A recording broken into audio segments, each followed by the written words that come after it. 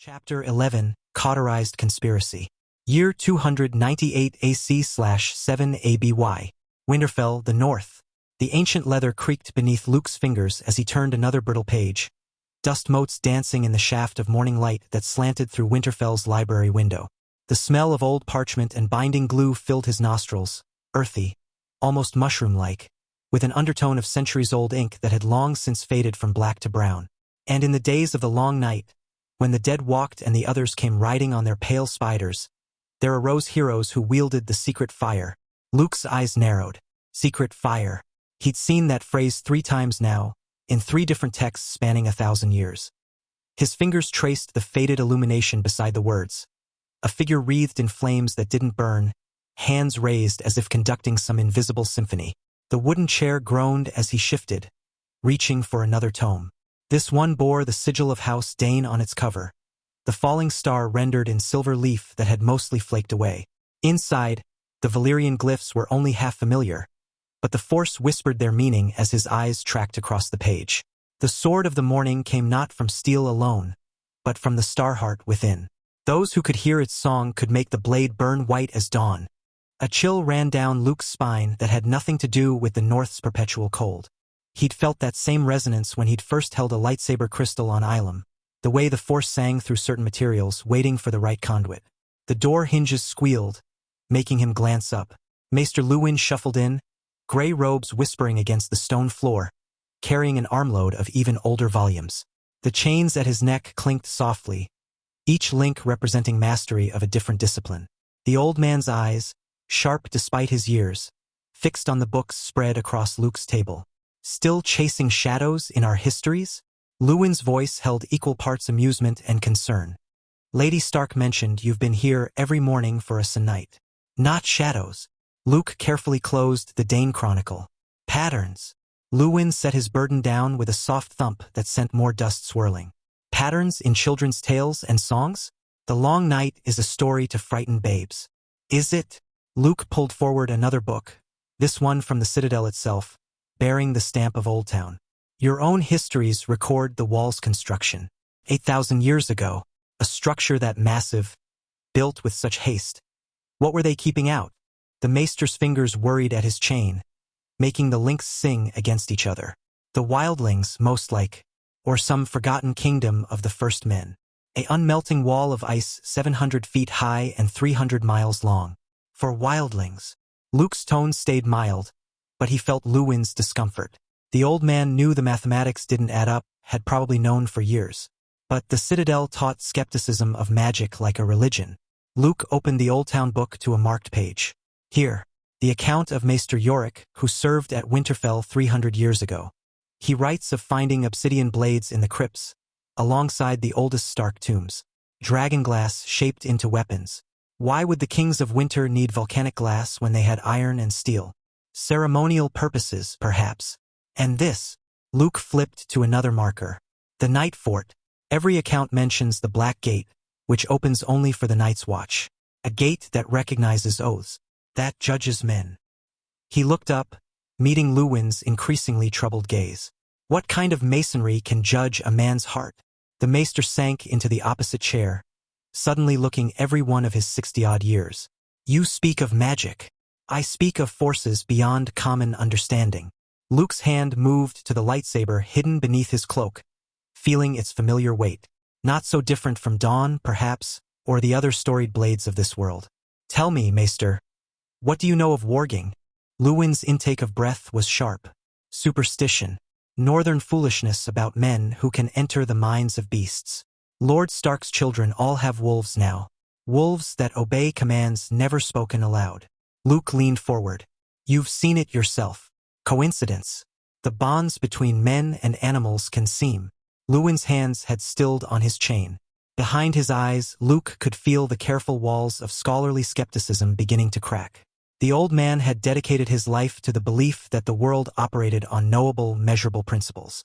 But he'd also lived 40 years in the north, where winter winds carried more than just cold. I found 17 separate accounts of skin changers, Luke continued, his voice gentle now. From the Age of Heroes through the Undul invasion. The terminology changes: wargs, greenseers, woods witches, but the abilities described are consistent. Men who could touch minds across distance, who could see through other eyes, who could influence the thoughts of others. He pulled forward a slim volume bound in weirwood bark. This one's from your own library, the testimony of Maester Harries, who witnessed the submission of the Warg King at Sea Dragon Point. He describes how the king commanded his beasts without words, how eagles served as his eyes, how bears and wolves fought with human cunning. Luke's blue eyes found Luwin's gray ones. Harries was a maester of 16 links, not given to fancy. Even if such things were possible once. Luwin's voice had dropped to barely above a whisper. Magic is gone from the world. The dragons are dead. The children of the forest are no more. Whatever powers once existed have faded like morning mist? Luke smiled slightly. The world's magic isn't gone, Maester. It's sleeping, and something's waking it up. He gestured to the books scattered between them. Every one of these texts mentions the same signs. The return of the others preceded by strange dreams, by beasts behaving oddly, by men discovering abilities they'd never had before. The last hero didn't defeat the darkness with bronze swords and courage alone. He had help, power that matched power. Luwin's laugh was shaky. And I suppose you think Lord Stark's children are developing these abilities? Maester, Luke said finally, what's the Citadel's position on the higher mysteries?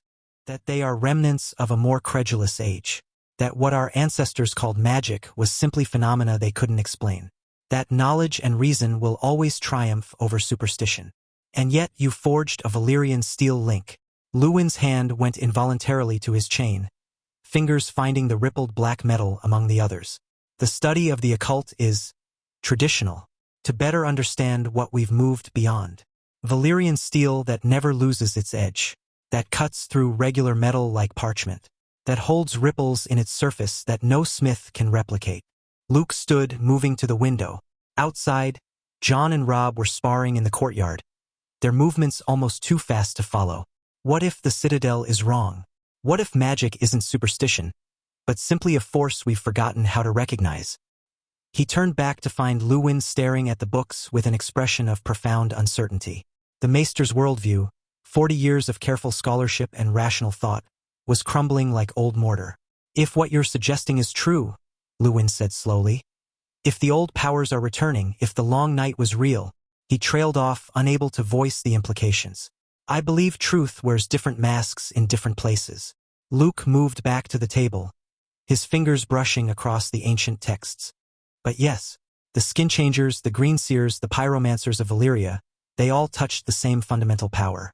They just called it by different names. Luwin was quiet for a long moment, processing. Outside, steel rang against steel as the boys continued their dance. Finally, the Maester spoke. Lord Stark trusts you, his children. They've never learned so quickly, been so eager for lessons. Even Sansa asks for histories now instead of songs. A pause. Well, histories and songs. Children know truth when they hear it, Luke said simply.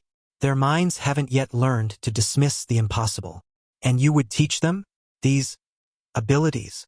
I would teach them control, understanding, how to use their gifts without being consumed by them. Luke's voice carried the weight of personal experience. Power without wisdom is the path to darkness. Luwin stood slowly, joints protesting. I should report this conversation to Lord Stark. Yes, Luke agreed. You should. The Maester blinked, clearly not expecting that response. You're not concerned? Lord Stark already knows I'm more than I appear. We've had discussions. Luke smiled slightly. He's a man who judges by actions, not words. And my actions have been to protect and teach his children. And if he decides you're a danger, that these ideas you're putting in his children's heads are too dangerous, then I'll respect his wishes and leave. The lie came smoothly, though it tasted like ash. Luke would never abandon Force-sensitive children to figure out their powers alone. But Luwin didn't need to know that. The Maester gathered up several of the books, movements careful and deliberate. I'll need to think. The scream ripped through the morning air like a blade through silk. Luke's head snapped toward the window. Below, orange tongues of flame licked at the Sept's wooden doors, smoke billowing black against the pale northern sky. Luwin lurched to the window beside him, knuckles white against the stone sill. 7 hells. The Maester's robes tangled as he spun toward the door, But Luke's hand shot out, fingers closing on worn wool. Wait! Luke's muscles locked, every nerve firing at once. Not from the September. The smoke, the flames, a distraction. His consciousness expanded outward, searching, and then it hit him like a physical blow. The force didn't ripple. It screamed. Luke's vision whited out. Terror crashed through him, young, female, desperate. Not from the September. From the castle. From Sansa. He released Luwin's sleeve and moved. The library door exploded outward on its hinges. 3rd floor, northwest tower. Her room. Luke hit the castle doors at full speed, the heavy oak slamming open. Servants scattered. He took the stairs 3 at a time, the force singing warnings through his bones. The terror spiked, sharp as shattered glass against his consciousness. Almost there. Hold on. The corridor stretched before him. Sansa's door closed at the far end. Through the wood, through stone and mortar, he felt it. Predator and prey, blade and throat. No time for subtlety. Luke thrust his hand forward. The force answered, invisible power smashing into the door with the weight of a charging band. The wood splintered, hinges shrieked, the entire frame cracking as it burst inward. Green light flooded the room as Luke's lightsaber ignited in his hand, the familiar weight settling into his palm like an old friend. The scene crystallized in an instant. Sansa pressed against the window, tears streaming down her face. A man behind her, filthy and desperate, dagger kissing her throat. No hesitation, no doubt. The force guided his hand in a perfect arc. The lightsaber hummed its deadly song, plasma blade passing through flesh and bone like air. The assassin's hand separated at the wrist, cauterized instantly by the searing heat and the wet thud of severed fingers still clutching their weapon. The man screamed, stumbling back. His remaining hand clutched the glowing stump, eyes wide with animal panic. Down, Luke commanded, his voice carrying the weight of the force. The assassin's knees buckled as if cut, dropping him to the rushes. Sansa stood frozen against the window, blue eyes enormous in her pale face. Her whole body trembled, breath coming in short, sharp gasps. Alive, terrified, but alive. You're safe, Luke said, keeping his voice gentle despite the adrenaline still singing through his veins. The lightsaber's hum filled the room, casting dancing shadows on the walls. He can't hurt you now. The assassin whimpered on the floor, cradling his cauterized stump. Luke studied him. Rough spun clothes, dirt under his remaining fingernails. The look of a man who'd kill for coin without asking questions. A hired thug, nothing more. Who sent you? Luke demanded, though he suspected the answer would die with the man if he let it. The force pressed against the assassin's mind, but found only surface thoughts. Pain, terror, a hooded man, the memory of gold-changing hands in shadow. Footsteps pounded in the corridor. Guards finally. Luke kept his lightsaber ignited, its green glow a barrier between Sansa and her would-be killer. The girl hadn't moved, hadn't made a sound since that first moment of rescue. Shock, most likely. He'd seen it before in war, the mind's defense against horror. Lady Sansa, Luke said, not turning from the assassin but pitching his voice to reach her. You need to breathe. Deep breaths. You're safe now.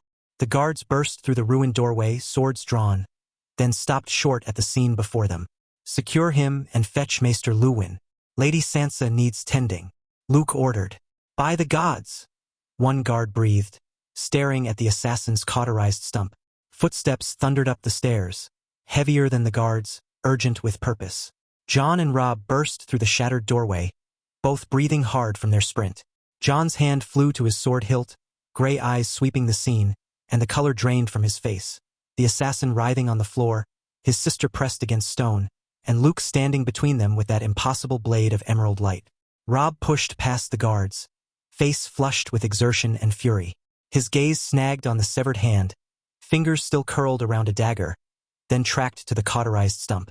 The smell of charred flesh hung thick in the air.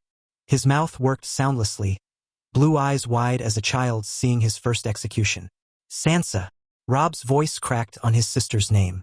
She stood rigid against the window, arms wrapped around herself, trembling like a leaf in a storm. Her blue eyes remained fixed on some middle distance, unseeing. The assassin writhed on the rushes, keening through clenched teeth as he clutched his ruined wrist. How? Jon breathed. The green glow painted his features in sharp relief, throwing shadows that made him look older, harder. Fear flickered across his face. Not of the assassin, but of the man who'd stopped him. Of the weapon that hummed with barely contained power. Master Luke, what? An assassin. Luke kept his voice level, though adrenaline still sang through his veins. He clipped the lightsaber to his belt with practiced ease. I sensed Lady Sansa's distress from the library. When I arrived, he had a blade to her throat. Jon's gaze tracked from the severed hand, fingers still curled around the dagger, to the glowing stump, to the weapon at Luke's hip. Questions burned in those gray eyes, but his jaw tightened, swallowing them back. This wasn't the time.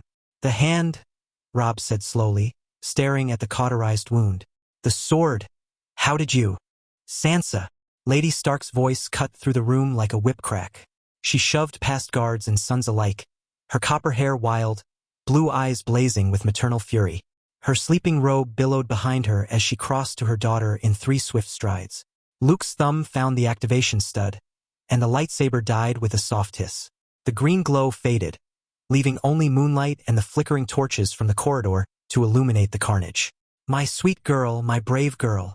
Catelyn's hands fluttered over Sansa's face, her arms, checking for wounds. Are you hurt? Did he? Sansa's composure shattered. A sob tore from her throat as she collapsed into her mother's arms, fingers clutching at Catelyn's robe like a drowning child. Shoo! Shoo, you're safe now. Catelyn pulled her daughter close, one hand stroking that auburn hair. Over Sansa's shoulder, her eyes found the assassin. The softness vanished, replaced by something cold and terrible. Who sent you? The assassin, still writhing, saying nothing. Mother. Robb's voice carried the weight of lordship. Mater Luke saved Sansa, but she is still in shock, so it's best we can discuss this after she sees Maester Luwin. Catelyn's gaze snapped to Luke, taking in the strange cylinder at his belt, the calm readiness in his stance. Whatever she saw there made her hold Sansa tighter. I want to know who tried to have my daughter murdered. Each word dropped like ice into still water. He'll answer for his crimes. Robb's hand found his sword hilt, knuckles white. The boy who'd laughed in the practice yard was gone, replaced by something harder. One way or another. The assassin's laugh bubbled up wet and broken. Won't matter. Luke crouched beside the man, careful to keep distance between them. The Force whispered warnings. Desperation, resignation, the bitter taste of hemlock on the tongue. Poison, of course. You're dying, Luke said quietly. Not a question. The assassin's grin revealed crooked teeth, but no words followed. Who paid you? Robb demanded, taking a step forward. But Luke already felt it. The man's presence dimming in the Force like a candle guttering in the wind. Whatever poison he'd taken worked fast. His eyes rolled back, foam tinged pink with blood frothing at his lips. One convulsion, two, then stillness. Damn him. Robb's curse carried the frustration of youth denied answers. Jon hadn't moved from the doorway, but Luke felt his attention like a physical weight. The bastard of Winterfell had always been observant, and even now those gray eyes missed nothing. Not the weapon that cut through flesh and bone like air, not the way Luke had known exactly where to find Sansa, not the impossible speed of his arrival. My lady, Roderick Castle appeared in the doorway, breathless. We've secured the castle. No other intruders found. Double the guard, Catelyn commanded without releasing Sansa. Every door, every window, and send a raven to my lord husband immediately. At once, my lady. Maester Luwin arrived through the broken doorway, the chain links clinking with each hurried step. His weathered face, usually composed in scholarly detachment, tightened at the sight before him. My lady. His voice carried the rasp of too many late nights bent over dusty tomes. He set his leather satchel on the bed with practiced efficiency, already reaching for Sansa's wrist. Child, let me see. Sansa lifted her tear-streaked face from her mother's shoulder. A thin red line marked where the blade had kissed her throat. Shallow, thank the Force, but enough to make Luke's jaw clench. The maester's fingers probed gently at the wound while Catelyn held her daughter still. Milk of the poppy? Catelyn asked. Not for this. Luwin produced a small vial of clear liquid that smelled of pine resin and something sharper. This will sting, sweetling. Sansa bit her lips but accepted the help. Catelyn Stark studied him with those tully blue eyes, and he saw the war there, gratitude battling suspicion, a mother's relief against her distrust of southern strangers with impossible abilities. You saved my daughter's life, she said finally. The words seemed to cost her something. For that, you have my thanks. I did what anyone would have done, my lady. No. Her voice sharpened. You did what no one else could have done. That weapon. The speed of your arrival. You knew she was in danger before anyone else. Luke met her gaze steadily. I've trained to sense danger, Lady Stark. Tonight, that training served its purpose. Mother! Sansa's voice came muffled against Catelyn's shoulder. He saved me. The man, he said. He said someone paid him to... Hush now. Catelyn smoothed her daughter's hair. You're safe. That's all that matters. But Luke caught the look she exchanged with Robb over Sansa's head. This wasn't over. Someone had paid to have the eldest Stark daughter murdered, and that someone remained free to try again. We should burn the body, Jon said quietly, his voice cutting through the chamber's thick silence like a blade through silk, his gray eyes fixed on the corpse, as Jon crouched beside it. He inspected the body, but the dagger caught his attention on the severed hand. The blade's rippled pattern seemed to writhe in the silver light, those telltale whirls and folds that marked it as something far more precious than castle-forged steel. Valyrian steel. The recognition hit the room like a physical blow. Luke felt it ripple through the force. Robb's sharp intake of breath. Catelyn's fingers tightening on Sansa's shoulder until her knuckles went white. Even the guards shifted uneasily, leather creaking against mail. Bloody Southerns, Jon cursed. His hand found his sword hilt again, an unconscious gesture. The tendons in his neck stood taut as bowstrings. That's... Later.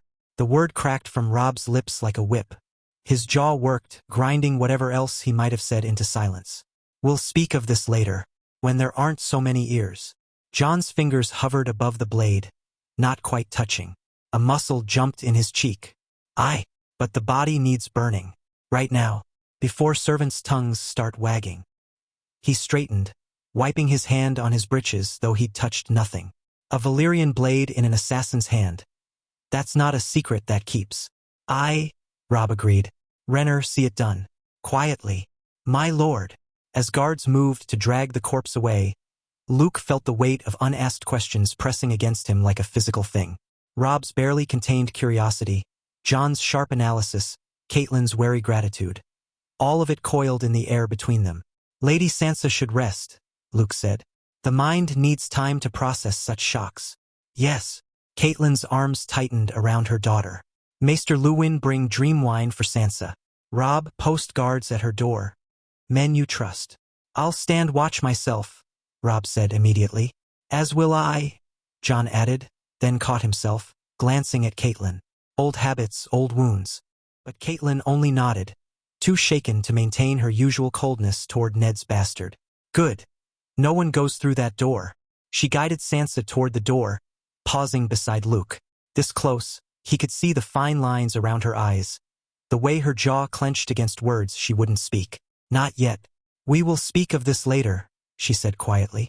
Of what you did, what you are. Luke inclined his head. As you wish, Lady Stark. She swept from the room, Sansa clutched against her side. The guards followed, carrying the assassin's corpse between them. Soon only Luke, Robb, and Jon remained in the wreckage of Sansa's chamber. The silence stretched taut as a bowstring. That weapon, Robb said finally. The green light. I've never seen anything like it. Luke considered his words carefully. These boys had proven themselves his students, had touched the Force and begun to understand its mysteries. But some truths carried weight beyond their years. There are many things in this world your maesters have forgotten, he said, or never knew to begin with. That's not an answer, Jon observed. No, it's not. They stood there, three figures in a room that smelled of fear and burned flesh, while questions hung unspoken in the air. Outside, the wolves howled. The sound carried on the night wind, mournful and wild. Tonight would bring interrogations, suspicions, demands for truth. But for now, a girl lived who should have died, and sometimes that was enough. Come, Luke said finally. Your sister needs you now. The questions can wait. Robb nodded slowly, though his eyes promised this conversation was far from over. Jon's gaze lingered on Luke's belt where the lightsaber hung. Then he turned to follow his brother. As they left, Luke remained a moment longer, staring at the dark stain on the rushes where the assassin had died. The Force whispered of shadows gathering, of moves and countermoves in a game whose rules he didn't yet understand. Someone had tried to murder Sansa Stark. Someone with gold enough to buy death and clever enough to nearly succeed. The wolf howled again, closer now. In the distance, storm clouds gathered on the horizon, promising rain before dawn. Hours later, Robb found himself following his mother through Winterfell's corridors.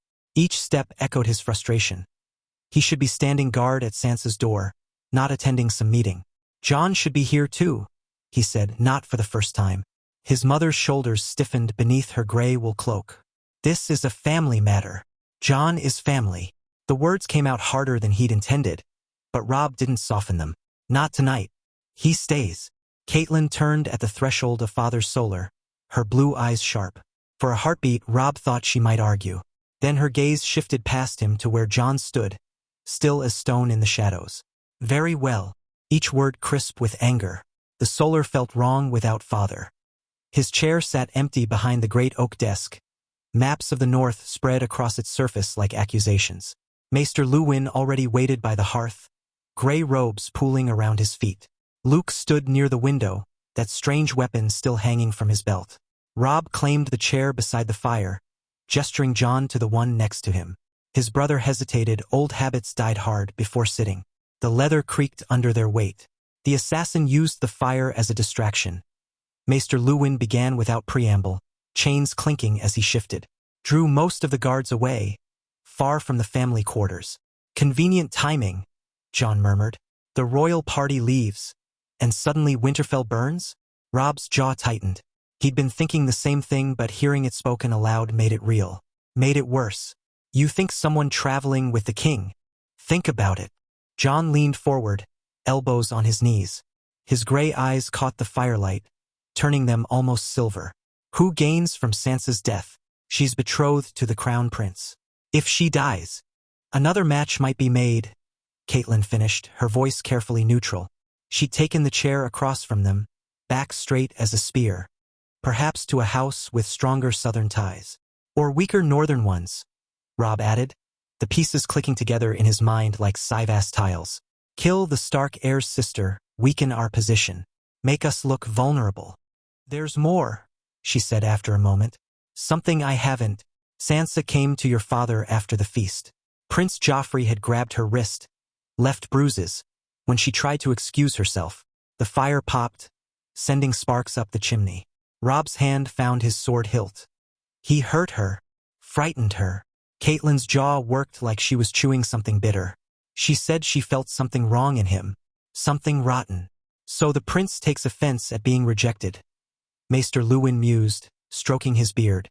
Perhaps decides to remove the slight permanently? Makes sense, Robb agreed, though the words felt like swallowing glass. A prince of the realm trying to murder his sister. He'd have access to gold, to men who'd keep quiet. And that Valyrian steel dagger. Catelyn's fingers trembled as she reached into the folds of her gown, the parchment crackling against her palm. The sound seemed overloud in the Solar's hushed air, sharp as breaking bone. There's something else.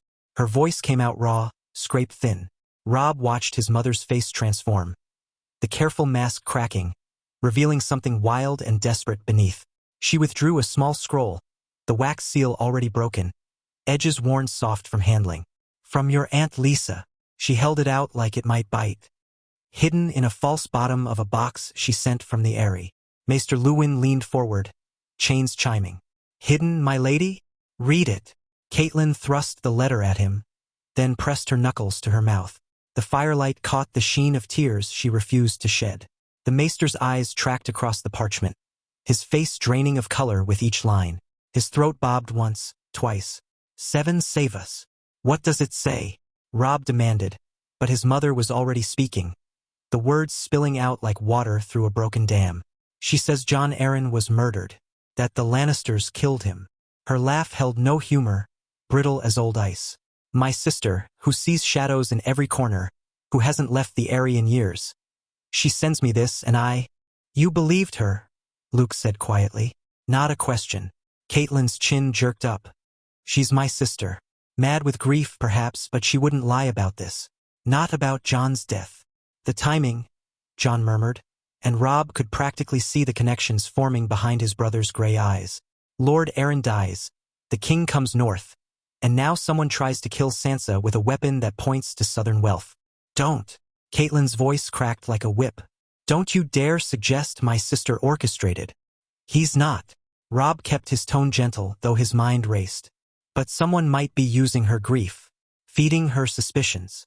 The parchment shook in Luwin's hands. My lady, this letter, if it's true. Then they came into my home, smiled at my table, and tried to murder my children. Catelyn finished.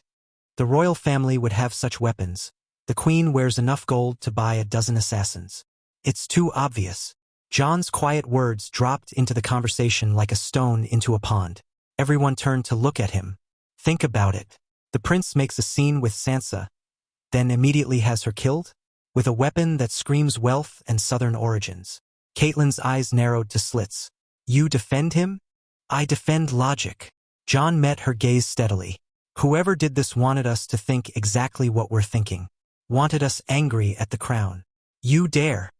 He's right. Luke's calm voice cut through Catelyn's building fury. He'd been so quiet Robb had almost forgotten he was there. The pieces fit too neatly. In my experience, when evidence points so clearly in one direction, it's often meant to mislead. Robb watched his mother's face cycle through emotions. Anger, frustration, something that might have been fear. Her fingers had twisted her skirts into knots. Then what would you have us do? She demanded. My daughter nearly died tonight. Am I to simply wait? Yes. Luke's response was gentle but firm. Wait for Lord Stark's return. He'll have clearer sight than any of us, and the authority to act on whatever he discovers. Wait. Catelyn's laugh held no humor. While whoever did this plots. Catelyn's gaze fixed on the cylinder at Luke's hip, her fingers still twisted in her skirts. That weapon you carry. The words came sharp, edged with suspicion. What manner of blade hides in metal? Robb felt the air shift, curiosity crackling between them like frost on glass. Even Jon leaned forward slightly, firelight catching the interest in his gray eyes. Luke's hand drifted to the cylinder, an unconscious gesture. The metal caught the dying fire's glow, revealing etchings too fine for any Winterfell smith. It's called a lightsaber. Light saber. Catelyn tested the foreign words, her southern accent making them rounder, softer than Luke's crisp pronunciation. A blade of pure energy. Luke unclipped it from his belt, the weight of it obvious in how he held it, reverent, careful. The weapon used by the Jedi Order. Show us. Jon's voice held that quiet intensity that meant his curiosity had fully awakened. Luke hesitated. The cylinder turned in his hands once, twice. Then his thumb found a hidden switch. The blade ignited with a sound like lightning trapped in glass. Green light erupted from the hilt, casting their faces in sharp relief. The fire in the hearth seemed to dim in comparison, cowed by this impossible brilliance. Robb stood then, slack-jawed. Beside him, Jon had gone perfectly still. That predator's stillness their training had begun to instill. 7 hells, Jon breathed. The blade hummed, a living sound that raised the hair on Robb's arms. It wasn't like any weapon he'd ever seen. No metal, no weight, just that column of pure light that seemed to cut the very air. How? Catelyn's voice had lost its edge, replaced by something Robb rarely heard from his mother. Genuine awe. The crystal at its heart focuses energy into a blade that can cut through almost anything. Luke moved the weapon slowly, demonstrating. The hum changed pitch with each movement, singing its strange song. Each one is unique to its wielder. Magic, then. Catelyn's fingers had loosened their death grip on her skirts. Not magic. Not exactly. Luke's expression grew distant, as if seeing something beyond the solar's walls. Though I suppose the distinction matters little here. Who else carries such weapons? Robb found his voice, though it came out rougher than intended. Luke's jaw tightened almost imperceptibly. In my lands? Few now. Once there were hundreds.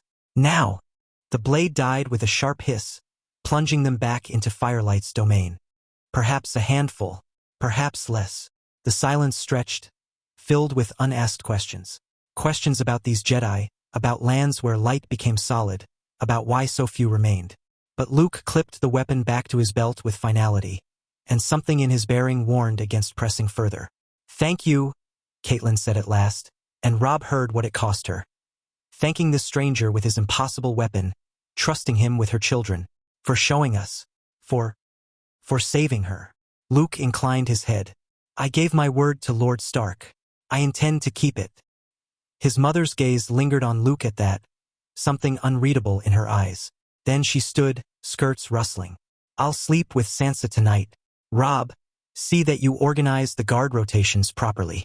She swept from the room, leaving silence in her wake. Maester Luwin cleared his throat. I'll examine the dagger more closely. Perhaps there are maker's marks, something to trace its origins. Do that, Robb agreed. The old man shuffled out, chains singing their metal song, which left him Jon and Luke. The fire had burned low, casting long shadows across the floor. She's right about one thing, Jon said quietly.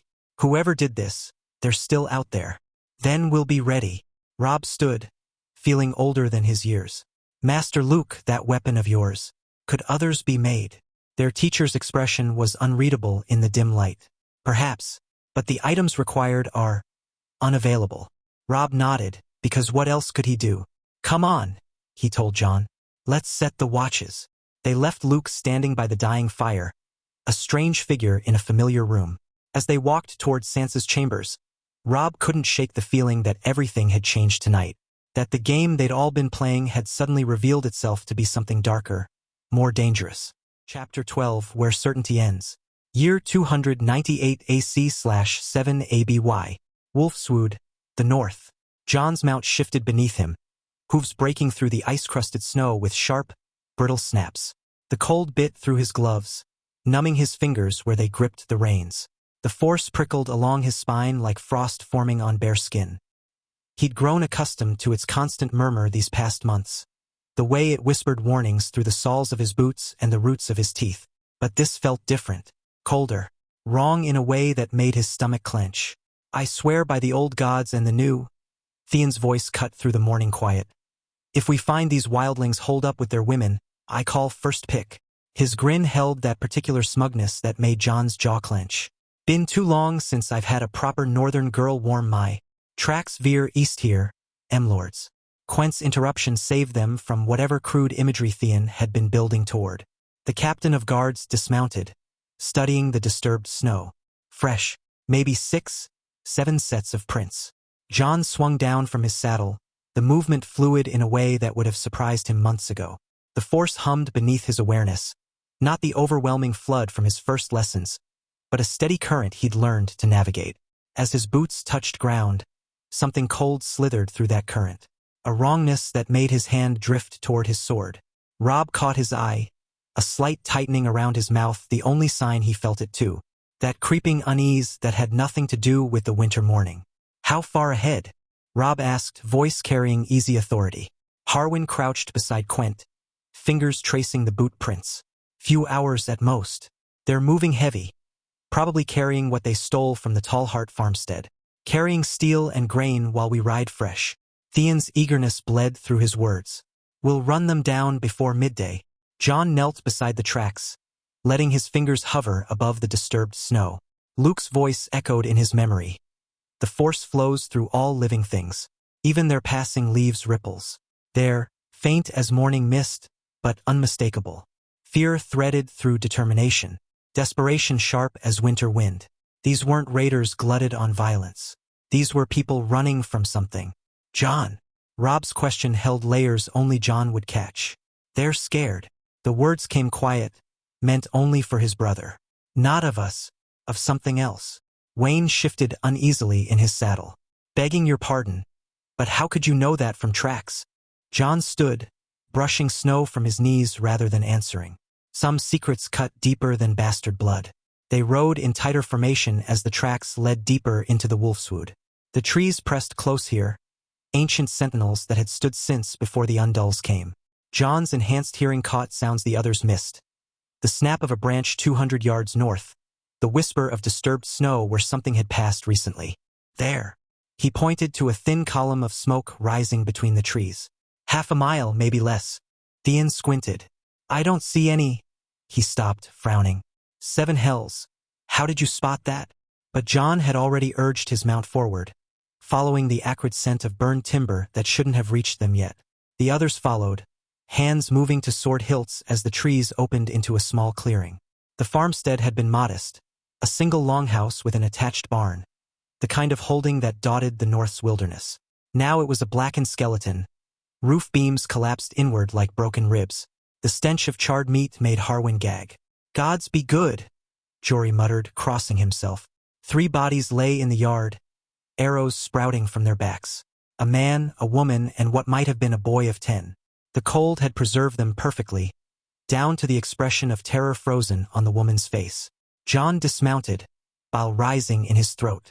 Through the force, death echoed like a scream, and not just the ending of life, but the fear and pain that had preceded it. His hands trembled as he knelt beside the boy's body. Bloody wildlings. Theon's voice had lost all traces of humor. But why burn the house? Why waste arrows on people already running? Because they enjoyed it. The words tasted like ash in John's mouth. Master Luke had warned him about this. How the Force would make him feel death more keenly. How each life lost would weigh on him. With great power comes great responsibility, his teacher had said. Never forget that those you fight were once children who laughed and loved. Mount up. Rob's command cut sharp.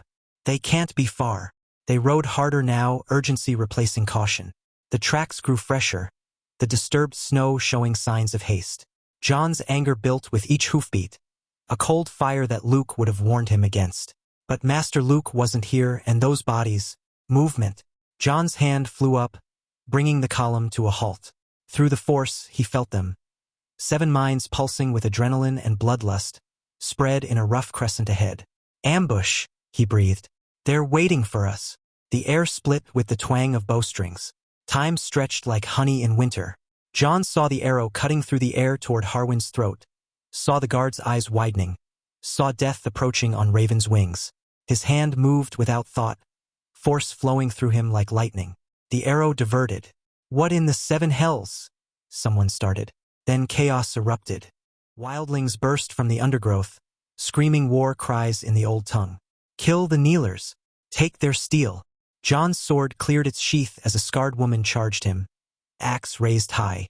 He flowed into Sarisu, body moving with an economy that made her wild swings look clumsy. Sidestep, redirect, let her momentum carry her past. His blade found the gap beneath her arm, and she crumpled with a gurgle. Through the Force, he felt her life gutter out like a blown candle. The weight of it staggered him.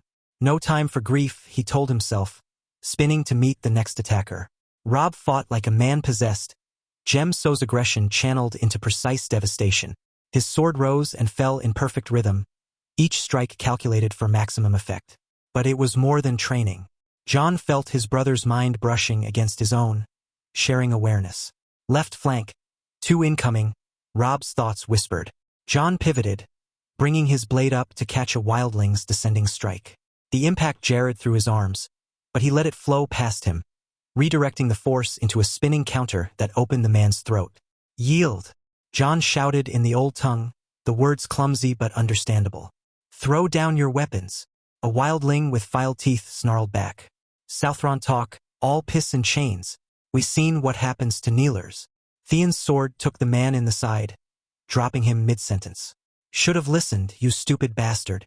The fight was brutal in its brevity. 6 wildlings against 6 Winterfell men should have been a close thing. Should have been bloody and desperate. Instead, it was a slaughter. John moved through them like water through rocks, each motion flowing into the next. When a wildling tried to flank Quent, John was there, blade intercepting. When another aimed a bow at Rob's back, John's thrown dagger found his eye before he could loose. And through it all, that terrible awareness of each death rippling through the Force, each ended life adding weight to his soul. The last wildling fell with Wayne's spear in his gut, and sudden silence descended. 6 bodies littered the bloody snow. The Winterfell men stood panting, some bleeding from minor wounds, all staring at John and Rob with expressions caught between awe and fear. "How?" Harwin's voice cracked. "That arrow. It was meant for me." Before John could answer, movement caught his eye. A figure emerged from behind a massive oak, spear raised but trembling. A woman, tall and lean, with the hard beauty of those born beyond the wall. Her eyes darted between them like a trapped animal's. "I yield." The words burst from her lips as she threw the spear down. "I yield to you, little lord. Grant me mercy." Theon's sword came up. "One more for the worms." John's blade blocked his before thought formed. She yielded. So? Theon's eyes blazed. You saw what they did to that family. She was with them. A woman don't last long alone past the wall less she's sharp, mean, or lucky. I've been all three. The wildling woman kept her hands visible, movements careful. I didn't lay hand on those Southron pinks. Didn't care to. But men like them don't ask, they take. Try tellin' them no. See how long your teeth stay in your head. Convenient story, Theon spat. But Robb had dismounted, approaching the woman with measured steps. Jon felt his brother's mind working, force senses reading deeper than words. What's your name? Robb's voice held quiet authority. Osha. She met his eyes steadily, fear there but also defiance. You Latvii got the look, stark pups. All long faces and longer honor. Why are you south of the wall? Jon asked, moving to stand beside his brother. The truth now. Something shifted in Osha's expression. Fear deeper than death, of eyes that saw too much. Her voice dropped to barely above a whisper. The wind's gone cruel. The dead ain't sleeping, not no more. The white shadows ride, and the cold's their breath. She shuddered, wrapping her arms around herself. You think I'd climb the bloody wall for stale bread and rusted steel? There's worse things behind me than a crow's rope. The words hit Jon like ice water.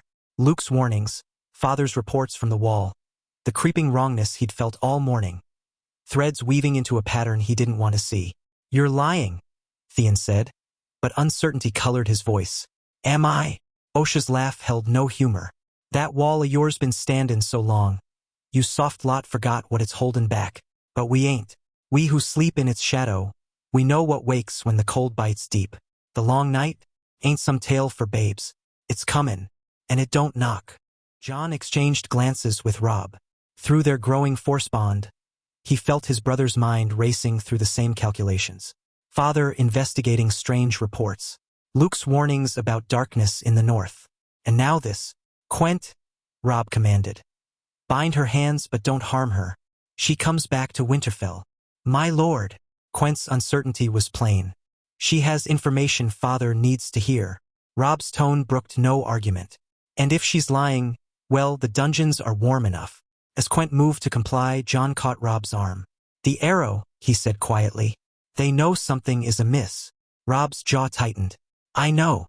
Father said to keep it secret. And we have. Robb's blue eyes held steady. From everyone outside the household. These men are ours, Jon. They'll hold their tongues. Jon wanted to believe that, but as they prepared to ride back, he caught the way Harwin looked at him. The way Wayne's hand trembled on his reins. The way even Quent kept glancing back, as if expecting something. Everything's changing, Jon thought as they turned toward Winterfell. And I don't think we can stop it. Behind them, the dead wildlings lay cooling in the snow, their blood already freezing. Jon didn't look back, but he felt them. 6 more weights added to a burden he was only beginning to understand. Ghost would be waiting at Winterfell, and Jon found himself longing for the wolf's simple presence. In Ghost's mind, there were no questions about right or wrong, no weight of power or responsibility. Only the pure, clean purpose of the pack. But Jon was learning that men didn't have that luxury. Men had to choose and live with their choices, and carry the weight of every life they took or saved. The wind picked up as they rode, setting the trees to groaning. And if it sounded like whispers, like warnings of worse things coming, Jon tried very hard not to listen. King's Landing, Crownlands. The heels of Tyrion's boots caught on an uneven flagstone, jolting him forward as he navigated the Tower of the Hands corridors.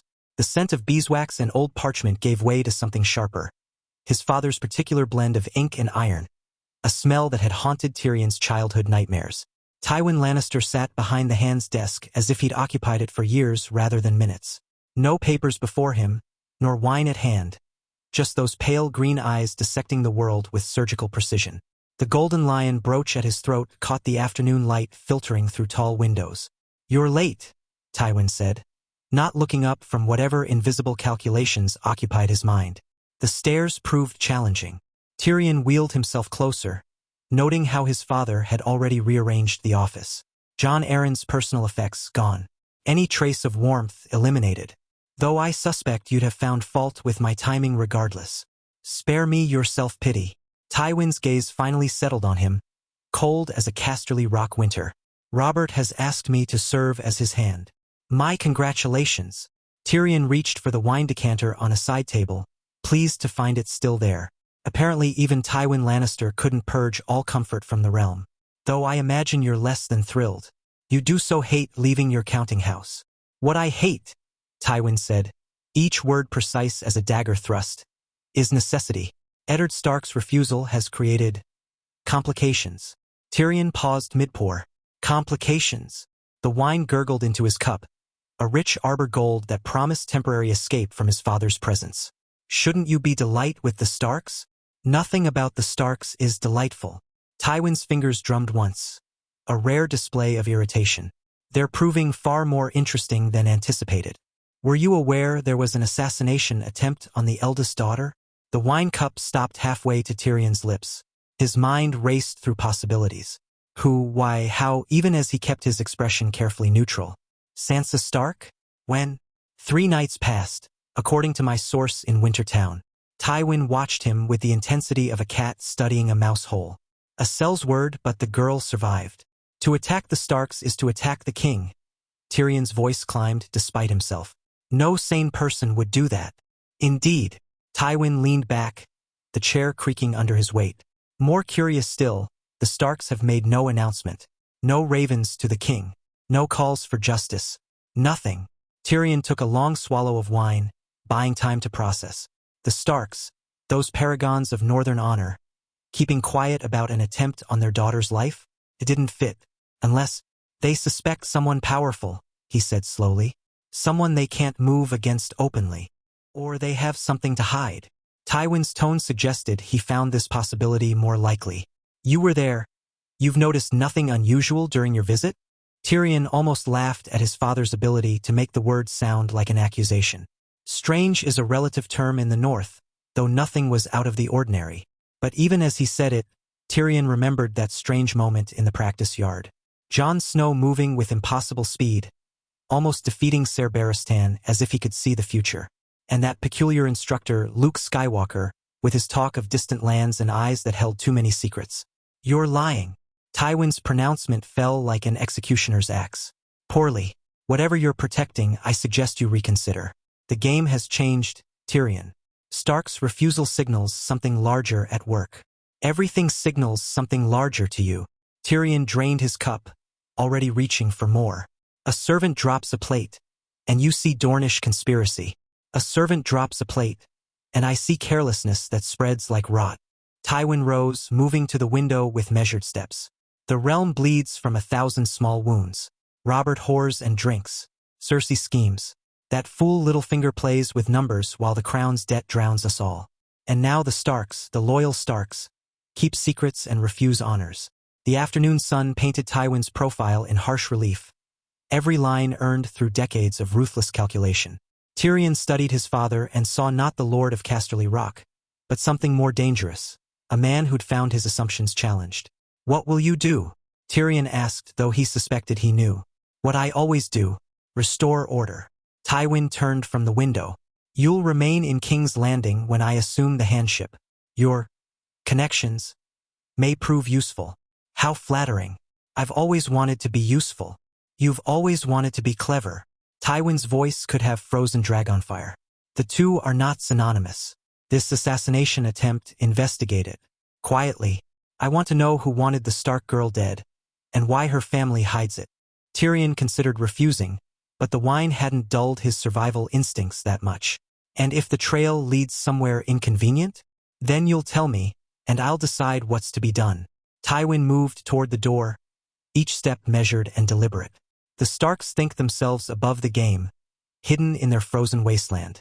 They're about to learn otherwise. The door closed with finality, leaving Tyrion alone with his wine and racing thoughts. An assassination attempt on Sansa Stark. Silence where there should be outrage. He wheeled himself to the window, looking out over King's Landing's sprawl. Somewhere in this cesspit of ambition and vice, someone had paid to kill a girl whose greatest crime was probably an excess of courtesy. And somewhere in the north, the Starks were playing their own game, one his father couldn't see from his tower of assumptions. Tyrion smiled grimly and poured another cup. He'd investigate as ordered, but perhaps not quite as his father expected. After all, clever and useful weren't synonymous. But sometimes, if you were very careful, they could appear to be. Castle Black, the wall. The raven arrived during the evening meal, its black wings cutting through Castle Black's perpetual chill. Eddard set down his horn of ale as Maester Aemon's steward approached, the sealed parchment trembling in the old man's grip. For Lord Stark, from Winterfell.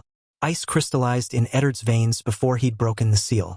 The wax bore Luwin's mark, not Catelyn's. His fingers worked mechanically, unfolding the parchment while conversations continued around him. Greatjon's booming laughter, the scrape of wooden spoons against bowls. All of it faded as he read. Assassination attempt on Lady Sansa. Attacker dead. She lives, unharmed. Valyrian steel dagger recovered. Lady Stark requests your immediate return. The parchment crumpled in his fist. Around him, the common hall continued its nightly rhythms. Black brothers arguing over dice, hounds fighting for scraps, wind rattling the shutters. None of it penetrated the roaring in his ears. Ned. Benjen's voice, sharp with concern. Eddard passed the letter wordlessly. His brother's face darkened as he read, jaw muscles bunching. The Great Jon leaned over, scanning the message before slamming his massive fist onto the table. Bowls jumped. Ale sloshed. What craven whore son dares attack House Stark? We ride tonight. Eddard stood, the bench scraping against stone. Great Jon, ready the men. The hour grows late, my lord. Maester Aemon's soft voice carried from the high table. The King's Road is treacherous in darkness. Then we'll ride carefully. The words came out harder than Eddard intended. He forced himself to breathe, to think past the image of steel at his daughter's throat. Forgive me, Maester, but my daughter needs her father. Yes. Aemon's milky eyes seemed to see through him regardless. Though haste born of fear oft leads to folly. Benjen gripped Eddard's shoulder. I'll gather supplies. You'll need more hands. You'll do nothing.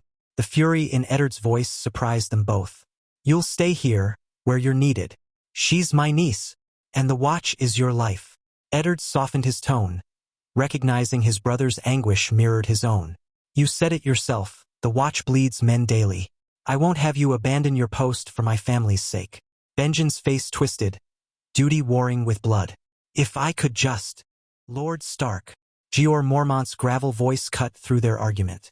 The Lord Commander stood in the doorway, his raven perched on his shoulder. A word, before you depart. Eddard wanted to refuse. Every heartbeat wasted here meant another league between him and Winterfell. But the old bear's expression brooked no argument. Make it quick, Lord Commander. There's something you must see. Mormont turned without waiting for agreement. It concerns the threat we discussed.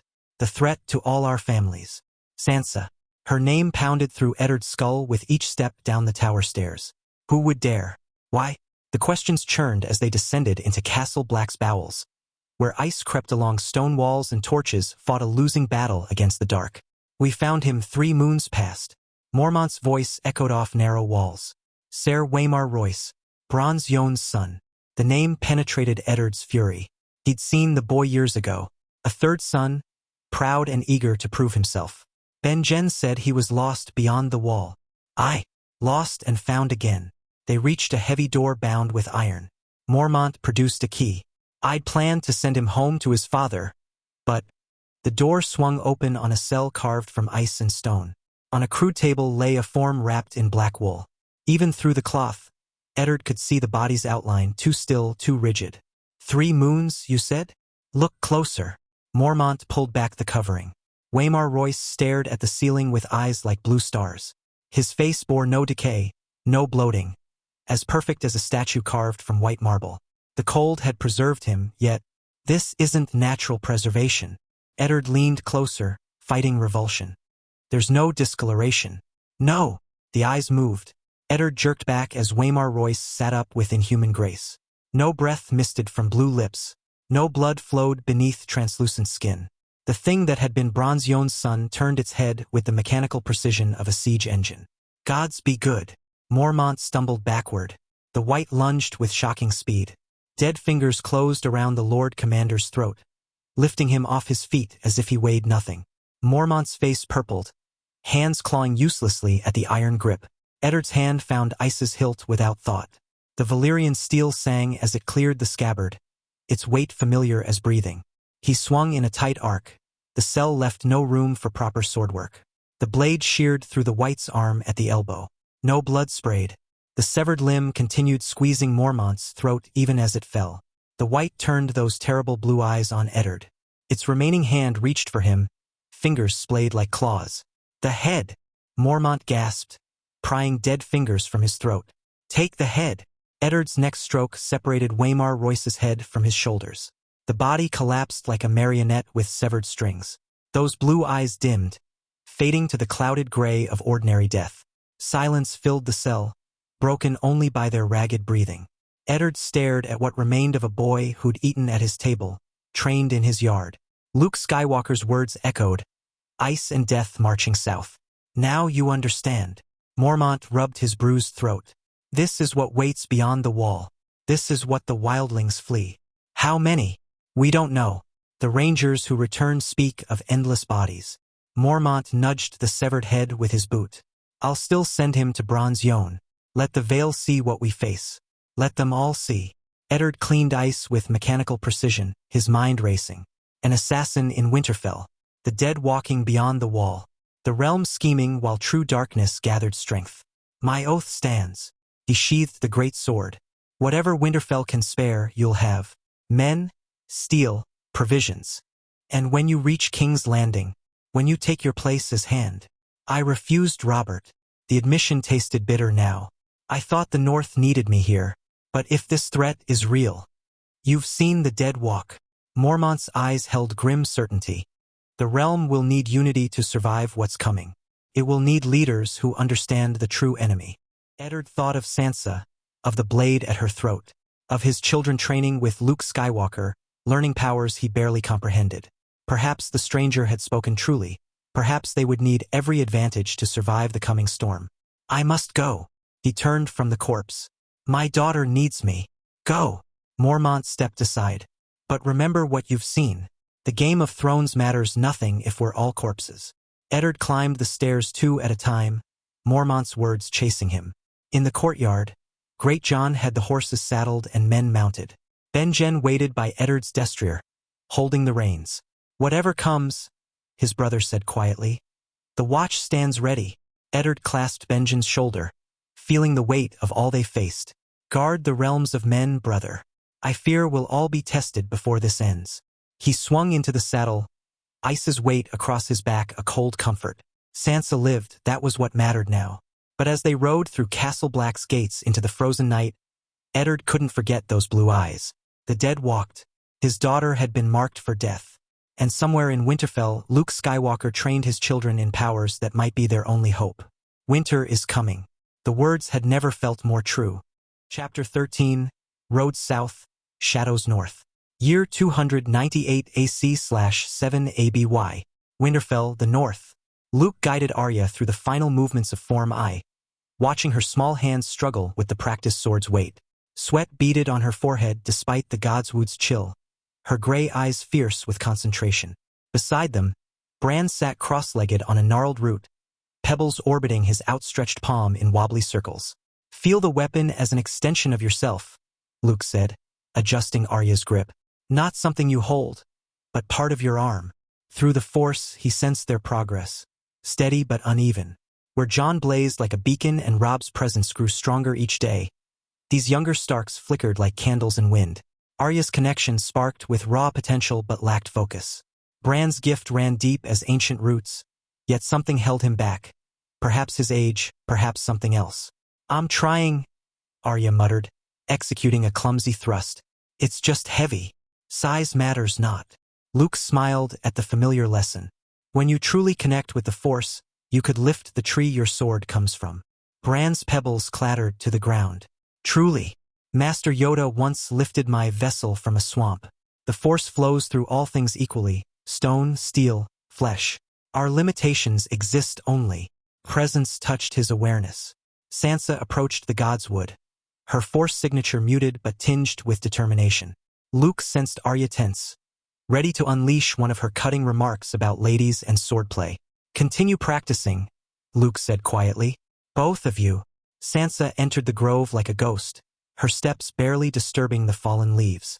Dark circles shadowed her eyes, The assassination attempt 4 nights past had left its mark. She stopped at the edge of their training circle, hands clasped before her. Maester Luke.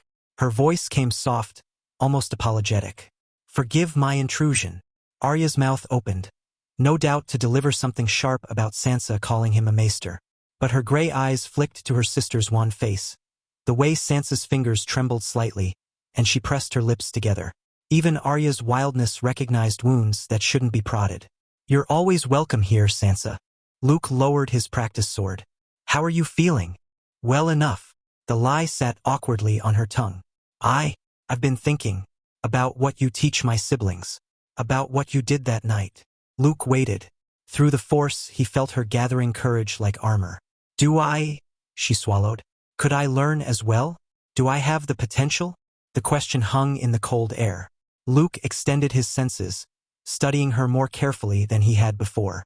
The Force moved around all living things, but in some it sang louder. In Sansa he found interesting. Her connection ran different than her siblings.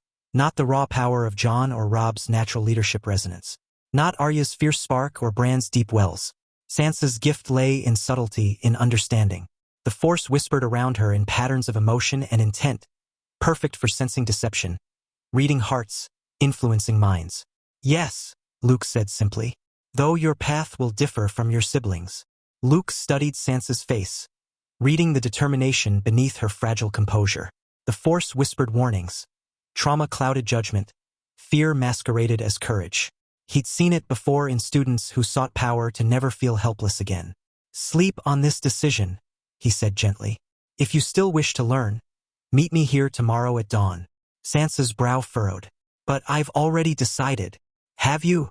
Luke's voice carried no judgment, only understanding. For nights past, a blade pressed against your throat.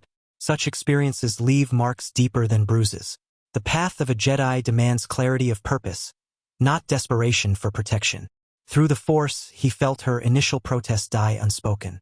She possessed more wisdom than her siblings credited, enough to recognize truth when spoken plainly. A Jedi's training shapes more than skill with weapons. Luke gestured to where Arya practiced, sweat darkening her tunic. It changes how you see the world, how you understand yourself. Once begun, the path transforms you in ways that cannot be undone.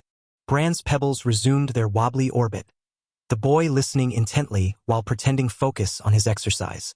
You think I seek this from fear? Sansa's words came measured, testing.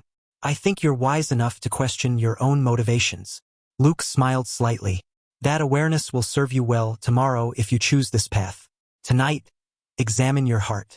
Ask yourself, do you seek the Force to become someone new, or to better understand who you already are? Sansa's fingers twisted in her skirts, a nervous habit she'd likely consider unladylike if aware of it. And if I don't come? Then you've made the right choice for Sansa Stark in this moment. There's no shame in walking a different path. The gods would held its breath around them. Even Arya had stopped practicing, though she feigned adjusting her grip. Dawn, Sansa repeated softly. I understand. Time for the midday meal, Luke announced, watching Arya's shoulders slump with relief. The practice sword dropped from her grip, clattering against exposed roots. We'll resume this afternoon. Bran's pebbles fell like hail, bouncing across frozen earth. But I was just getting them steady. A Jedi must also know when to rest. Luke retrieved Arya's discarded weapon. Exhaustion clouds judgment as surely as anger or fear. The children gathered their things with the barely contained energy of youth. Arya stretched like a cat, working out knots from an hour of forms. Sansa lingered at the grove's edge, her earlier vulnerability replaced by thoughtful calculation, already weighing tomorrow's choice. Race you to the hall? Arya challenged Bran, then took off without waiting for agreement. That's not fair. Bran scrambled after her, their voices fading into the castle's stone corridors. Sansa followed at a more dignified pace, though Luke caught her quickened steps once she thought herself out of sight. Some sisterly instincts transcended courtesy. Alone now save for Amidala's white presence among the trees, Luke approached the heart tree. The carved face watched him with eyes that wept red sap, an unsettling reminder of blood and sacrifice. He'd meditated here daily since arriving at Winterfell, yet something felt different today. The Force thrummed stronger, almost electric in its intensity. His palm touched rough bark. The world exploded into light. Luke stumbled, but his feet found no ground. Around him stretched pathways of pure force energy, luminous threads connecting infinite doorways that hung suspended in cosmic void. The air itself sang with power, each breath filling his lungs with raw potential. Stars wheeled overhead, but wrong somehow, too close, too bright, arranged in patterns that hurt to perceive. Amidala's consciousness brushed his, distant but present. Her concern a warm pulse in the overwhelming strangeness. You always did have a talent for finding yourself in the oddest places.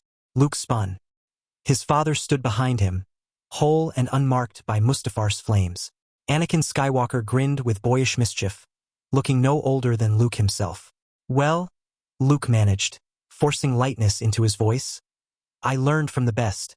As I recall, you seem to always appear at those strange places too. What's a father to do when chasing his errant son? Seems like we yet again meet in a strange place. Luke's attempt at humor couldn't mask his shock. Father, where are we? Anakin's expression sobered. Between worlds, a place of the Force by the Force. He gestured at the infinite pathways. Time flows differently here. Past, present, future, all paths accessible to those who know how to walk them. Without warning, Anakin stepped forward and pulled Luke into an embrace. The contact felt real, solid warmth, familiar strength. His father's voice dropped to a whisper against Luke's ear. I'm so proud of the man you've become. Your mother. She would be even prouder. The words hit like a physical blow. Luke's throat tightened. In all their previous Force communications, Anakin had never. Thank you, Luke whispered back, not trusting his voice for more. They separated, and Anakin's manner shifted to business. I'm glad you received the holocron I left, though I suspect you didn't expect it to lead you here. A planet with no star charts, no records. This world is special. Anakin began walking along one of the light paths, Luke falling into step beside him. When the Jedi Order split, when the first schism created Jedi and Sith, one of those early Darksiders came here. He accomplished something terrible. What kind of? I don't know exactly. Frustration colored Anakin's tone. But whatever he did, it grows stronger in the dark side with each passing day, like a wound in the Force that refuses to heal. Luke thought of the Wall, of Ned's reports about wildlings fleeing south. The people here speak of a long night of dead things walking. Then they remember. Anakin nodded grimly. Find their histories, their legends. Know your enemy before you face them. They paused where several paths converged. In the distance, Luke glimpsed other figures walking other roads. Shadows of possibility, echoes of choice. Though I have to say, Anakin's mood lightened. Stumbling into an entire family of untrained Force sensitives? That's remarkable even by Skywalker standards. The Force works in mysterious ways. That it does. Anakin studied him. You're already thinking of them as your Padawans. They need guidance. Without it, they'll fall. Anakin's eyes shifted, blue bleeding into sulfuric yellow. When he spoke again, his voice carried mechanical weight despite the absence of a mask. You will have to do things you won't like to protect them. Hard choices, brutal choices. Luke's hand moved instinctively to where his lightsaber would hang. Father, listen. Darth Vader's presence pressed against Luke's consciousness. Not threatening, but insistent. The Sith understand something the Jedi refuse to acknowledge. Sometimes darkness serves the light. Sometimes the monster must be unleashed to save the innocent. That path leads to what I became, perhaps. Vader's yellow eyes bore into Luke's.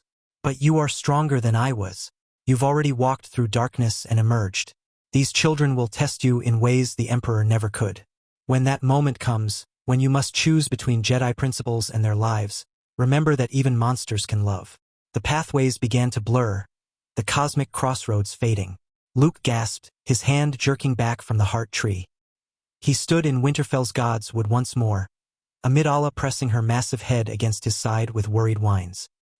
His palm tingled where it had touched bark, and when he looked at the carved face, he could have sworn its expression had changed. Whatever ancient darkness plagued this land, whatever his father's warning meant, Luke would need more than Jedi wisdom to face it. Jon's boots struck Winterfell's cobblestones with sharp echoes, each step jarring muscles that still trembled from the morning's violence. The wildling woman trudged between guards ahead of them, her chains rattling a metallic counterpoint to Ghost's silent padding at Jon's side. Through the Force, He felt Luke's presence before seeing him. That steady warmth like a banked fire, waiting by the gates. "Master!" Jon inclined his head as they approached, noting how Luke's gaze swept over their party before settling on him and Robb. The weight of that attention pressed against Jon's consciousness, probing gently at the turmoil beneath his calm facade. "We need to speak privately," Jon said, the words emerging rougher than intended. Blood still crusted beneath his fingernails despite his efforts to clean them. Robb nodded, turning to the guards. "Take the wildling to the cells. See she's fed until father returns." "I am, Lord," Ser Rodrik replied, leading Osha away. The woman's dark eyes found Jon's one last time, and through the force he felt calm in captivity. Whatever drove her south seemed to be a far greater threat than them. The Lord Solar felt too warm after the morning's chill. Jon stood near the window while Robb took father's chair, still an awkward fit for his brother's frame. Luke remained standing, patient as always, though Jon sensed expectation thrumming beneath his serenity. The wildling woman spoke of the dead attacking her people beyond the wall. Jon's words tumbled out faster than he'd planned. "Said they rise with blue eyes, that whole camps freeze in summer. Is this—" He swallowed hard. "Is this the danger you warned us about?" Luke's expression shifted, shadows deepening the lines around his eyes. "I'm afraid it is. My visions grow clearer each day, and what she describes—" He paused, choosing words carefully. "The woman isn't lying. What comes from the north is worse than any of us imagined. 7 hells. Robb's knuckles whitened against the chair arms. "Dead men walking. How do we even—" "We prepare," Luke interrupted gently. "But first, we must speak of this morning." Jon's stomach clenched. He'd known this was coming. "You both took lives today. Your first kills." Luke's voice held no judgment, only understanding. "How do you feel?" The question hung between them like morning mist. Jon forced himself to meet Luke's gaze, searching for words to describe the sick-sweet rush of the force guiding his blade, the wet sound of steel parting flesh, the light fading from a man's eyes. "I feel—" Jon's voice cracked. "Wrong. We train in these forms, learn about peace and defense, and then I—" His hand clenched involuntarily, remembering the sword's weight. "It was so easy. The force showed me exactly where to strike, and I just did it." "Too easy," Robb agreed, his usual confidence fractured. "One moment they were men, the next—" He shook his head. "Father always said taking a life should weigh on you. But in that moment, with the force flowing through me, it felt like the only choice. Natural, even. That frightens me more than the act itself." Luke moved closer, his presence in the force wrapping around them like a cloak. "Taking a life should never be the first choice, nor should it ever be easy. What you feel, that discomfort, that questioning, hold on to it. The day killing stops bothering you is the day you begin to lose yourself." "But they would have killed more innocents," Jon said, needing the justification as much as stating it. "Yes." Luke's agreement came swift and certain. "Sometimes we must act to prevent greater suffering. The force guided you to protect those who couldn't protect themselves. That's not wrong, Jon. But neither is your grief for the lives you ended. Both truths can exist together." Luke's words hung in the air, but Jon felt the weight of what remained unspoken pressing against his chest. The dead walking, blue eyes in the darkness. It all sounded like old Nan's tales, except the force whispered truth in every syllable. "But we need more than warnings," Luke said, breaking the silence that had stretched between them. "The libraries here hold fragments, old stories, half-remembered legends. Not enough to prepare for what's coming." Jon watched his teacher pace to the window, hands clasped behind his back. Through the force, he sensed Luke's mind working, sorting through possibilities like a maester with his scrolls. Robb shifted in father's chair, leather creaking beneath him. The quiet deepened, each lost in thought. Jon's mind raced through what little he knew of the long night, of the others that drove the first men south. Stories to frighten children, they'd always said. But the wildling woman's terror had been real as steel. "The Citadel," Jon heard himself say, the words emerging before he'd fully formed the thought. Both Luke and Robb turned to him. "At Old Town. If answers exist anywhere in the 7 kingdoms, they'd be there. The maesters collect knowledge from across the known world." Luke's eyes closed, his presence in the force expanding outward like ripples on still water. Jon recognized the signs, his teacher communing with that greater power that connected all living things. When Luke's eyes opened, decision crystallized in their depths. The Citadel. When your father returns, I'll need to journey to Old Town. He paused, gaze moving between the brothers. I can take only one of you with me, if Lord Stark permits even that. What? Robb shot to his feet, the chair scraping against stone. Why only one? Jon felt his brother's alarm spike through the Force, sharp as a blade. His own heart quickened at the prospect. Old Town, the Citadel, lands he'd only heard described in lessons. Luke's gaze settled on Jon with the weight of mountains. I'll take Jon. That's not. Robb's hands clenched into fists. I should go too. I'm father's heir. I need to know what threatens the North. Your father would never permit both his sons to travel so far south. Not with the current tensions. Luke's voice remained calm, but Jon sensed steel beneath. He may not even allow Jon to accompany me. The words stung, though Jon knew their truth. A bastard was more expendable than a trueborn son. Always had been. But my training, Robb's voice cracked, revealing the fear beneath his protests. You'll be gone for moons. How am I supposed to continue without guidance? Luke stepped closer to Robb, and Jon felt the Force flow between them, teacher to student. Is that your true concern? That your progress will stall? Robb's jaw worked silently before he nodded, shame coloring his features. I've already taught you the foundations of Form V.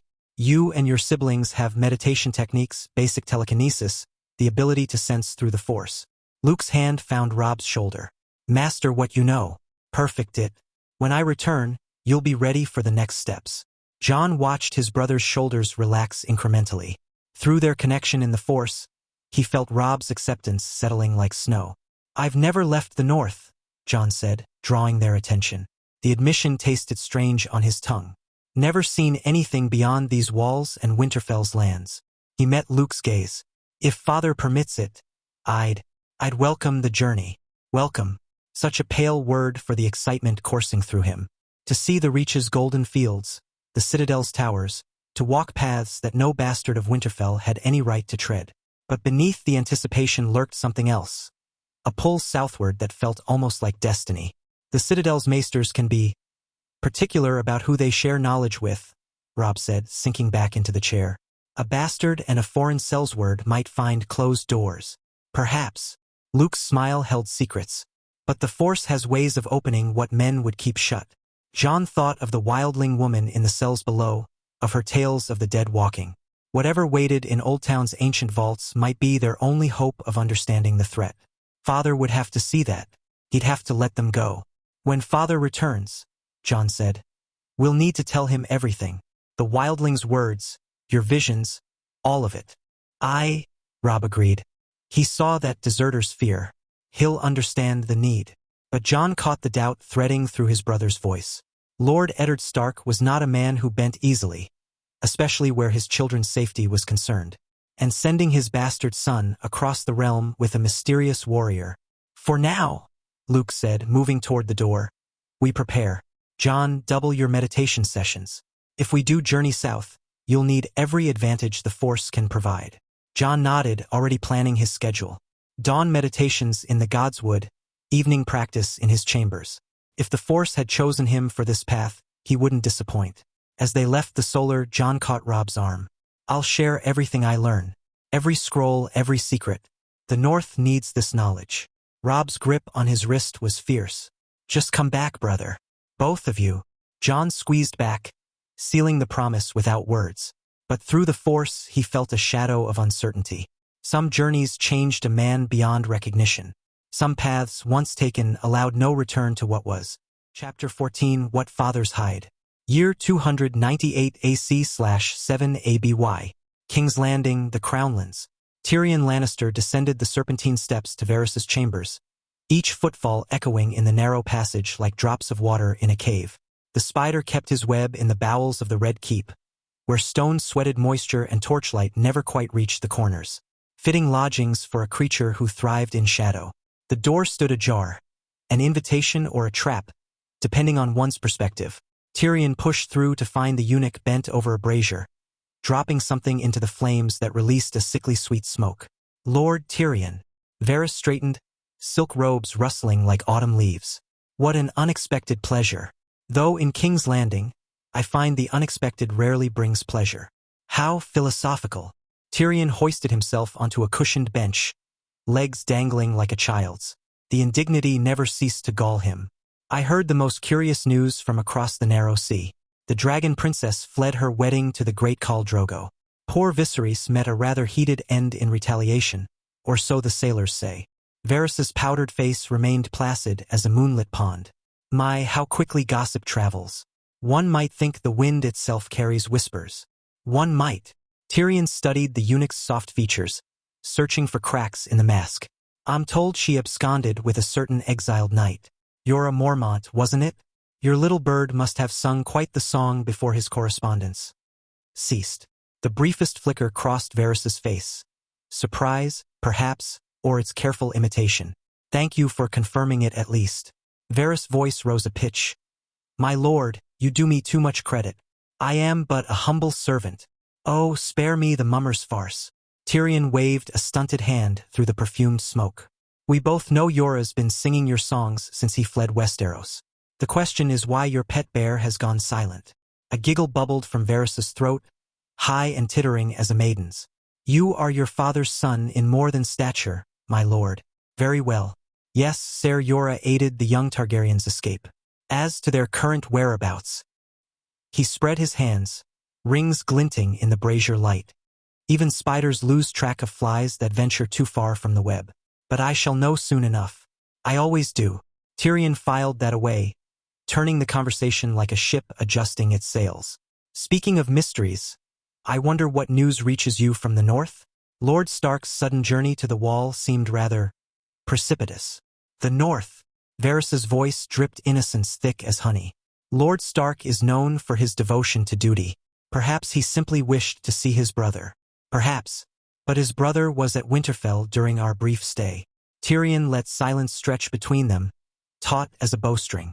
In his experience, men, even eunuchs, filled silence like water filled a cup. Though one hears whispers of incidents at Winterfell during his absence. Varys moved to a side table, pouring wine with deliberate care. The liquid gurgled, deep red in the firelight.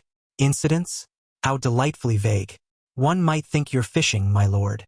One might think many things. Tyrion accepted the offered cup, noting how Varys's fingers lingered on the stem. I merely wonder at the timing. Lord Stark refuses the king. His best friend journeys north, and suddenly Winterfell suffers mysterious troubles. A suspicious mind might see patterns. Suspicious minds see patterns in clouds and portents in puddles. Varys settled into his chair with a whisper of silk. Though I confess certain birds have sung of disruptions in the Stark household. Nothing specific reaches my ears, you understand. The North guards its secrets as jealously as a dragon guards gold. Or as jealously as you guard yours, Tyrion thought, sipping the wine. Dornish red unless he missed his guess. Expensive for a eunuch's salary. I ask only because stability serves the realm. If something has befallen House Stark, questions will arise. Fingers will point. I'd rather they didn't point toward the throne. How noble! Varys's smile could have meant anything. Your concern for the realm touches my heart. Though one wonders why Lord Tyrion troubles himself with northern affairs when the capital offers such varied entertainments. Call it intellectual curiosity. Tyrion swirled his wine, watching the legs run down the cup's sides. Or call it self-preservation. When great houses clash, small men get crushed between them. Indeed. Varys leaned forward, voice dropping to a whisper. If you truly wish to understand recent northern difficulties, perhaps you should speak with Lord Baelish. Tyrion's cup paused halfway to his lips. Little finger? What's that coin counter have to do with Winterfell? Oh, nothing direct, I'm sure. Varys's eyes glittered like a crow's. Though he did approach your Lord Father about raising taxes on grain shipments to the north. Lord Tywin initially found the notion unpalatable. My father finds most notions unpalatable. Tyrion set down his cup harder than necessary. Yet somehow our master of coins' silver tongue prevailed. The taxes were approved just yesterday. Varys touched a finger to his lips, as if sealing a secret. Curious timing, wouldn't you say? His Grace departed on a hunting expedition this very morning. A week in the Kingswood, I'm told, to prepare for the tourney honoring your father's appointment.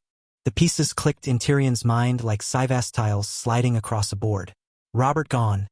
Tywin distracted with his new position, and Littlefinger moving to strangle northern trade. All while something, an assassination attempt, if his father's sources proved true, had occurred at Winterfell. Curious indeed. Tyrion kept his voice level, though suspicion coiled in his gut like a serpent. Though Lord Baelish and Lady Stark were childhood friends, were they not? Why would he seek to harm her house? Varys's smile widened, revealing small white teeth.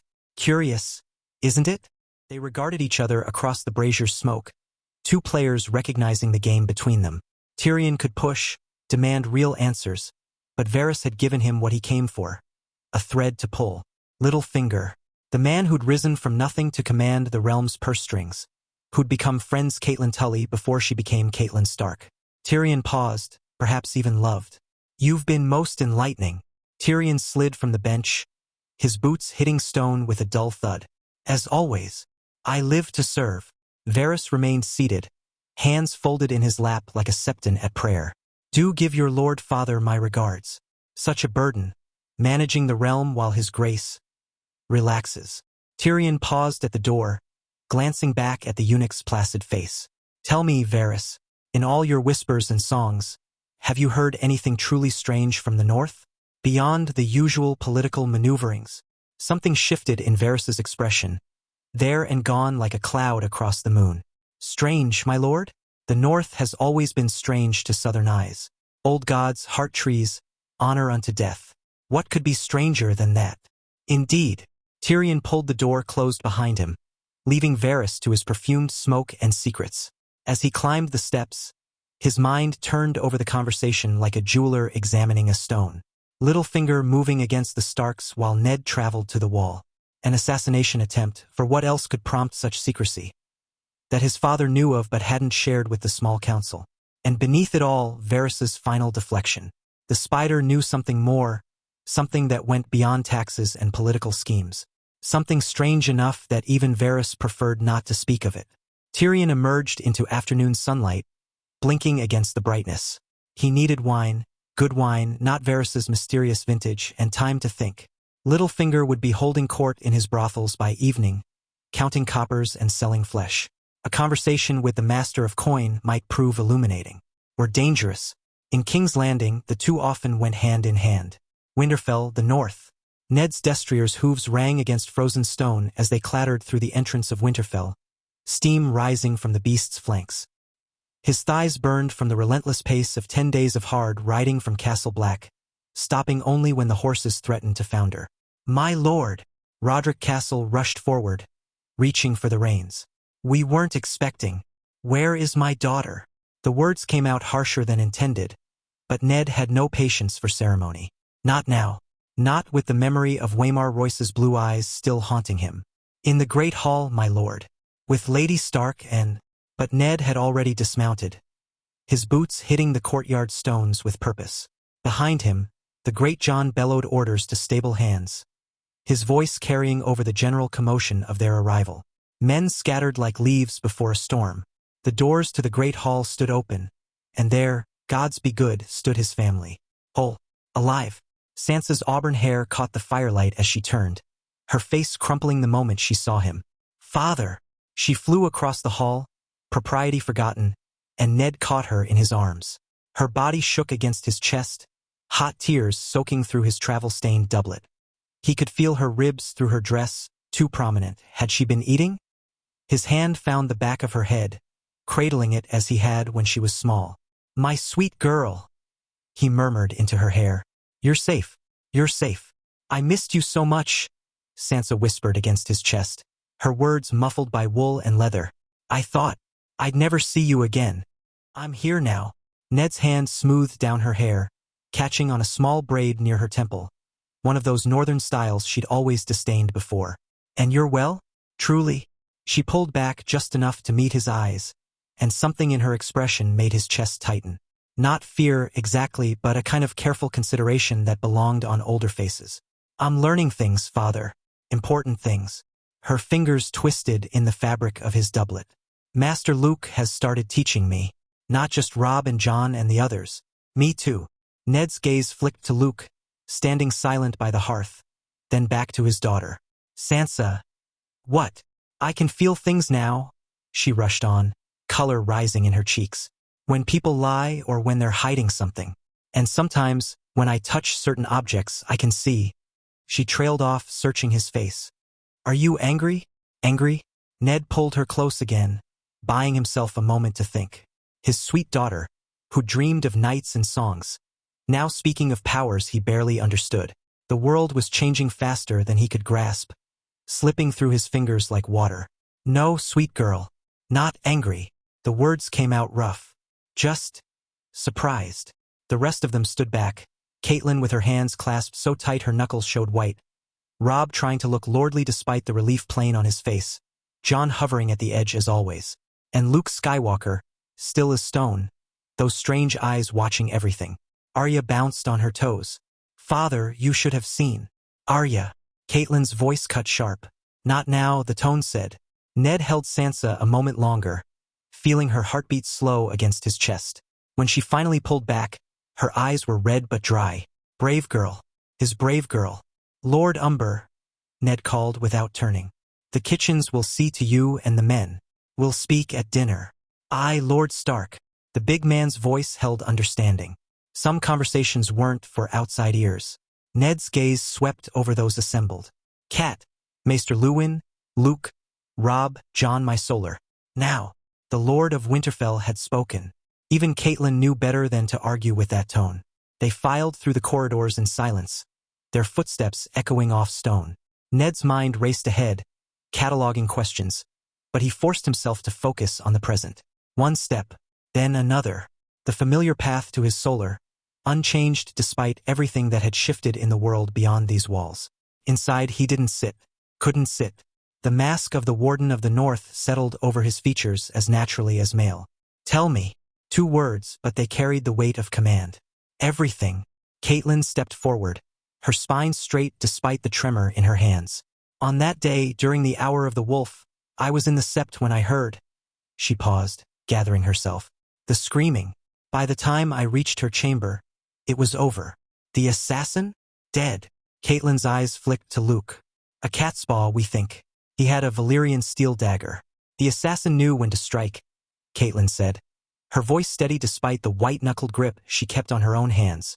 Ned's gray eyes narrowed. The timing stank of calculation, of someone who'd waited for the king's protection to withdraw before making their move. Someone in the royal party wanted my daughter dead. The words scraped raw in Caitlin's throat. Cat? Maester Luwin began, but she cut him off with a sharp gesture. No. Think on it. A Valyrian steel blade? That's no hedge knight's weapon. That's a lordling's prize, worth more than most holdfasts. Her blue eyes blazed with a mother's fury barely leashed. Someone rich enough to own such steel, yet desperate enough to give it to a catspaw. Jon shifted near the window, his dark eyes tracking between his father and Lady Stark. Robb stood rigid beside him, jaw working as he processed his mother's words. You're saying someone rode with us from King's Landing, Ned said slowly, testing the shape of the accusation. Broke bread at my table, smiled at my children, then paid for Sansa's murder. I'm saying the wolf doesn't always wear gray, Caitlin replied. Sometimes it comes dressed in crimson and gold. Ned's jaw tightened. Valyrian steel.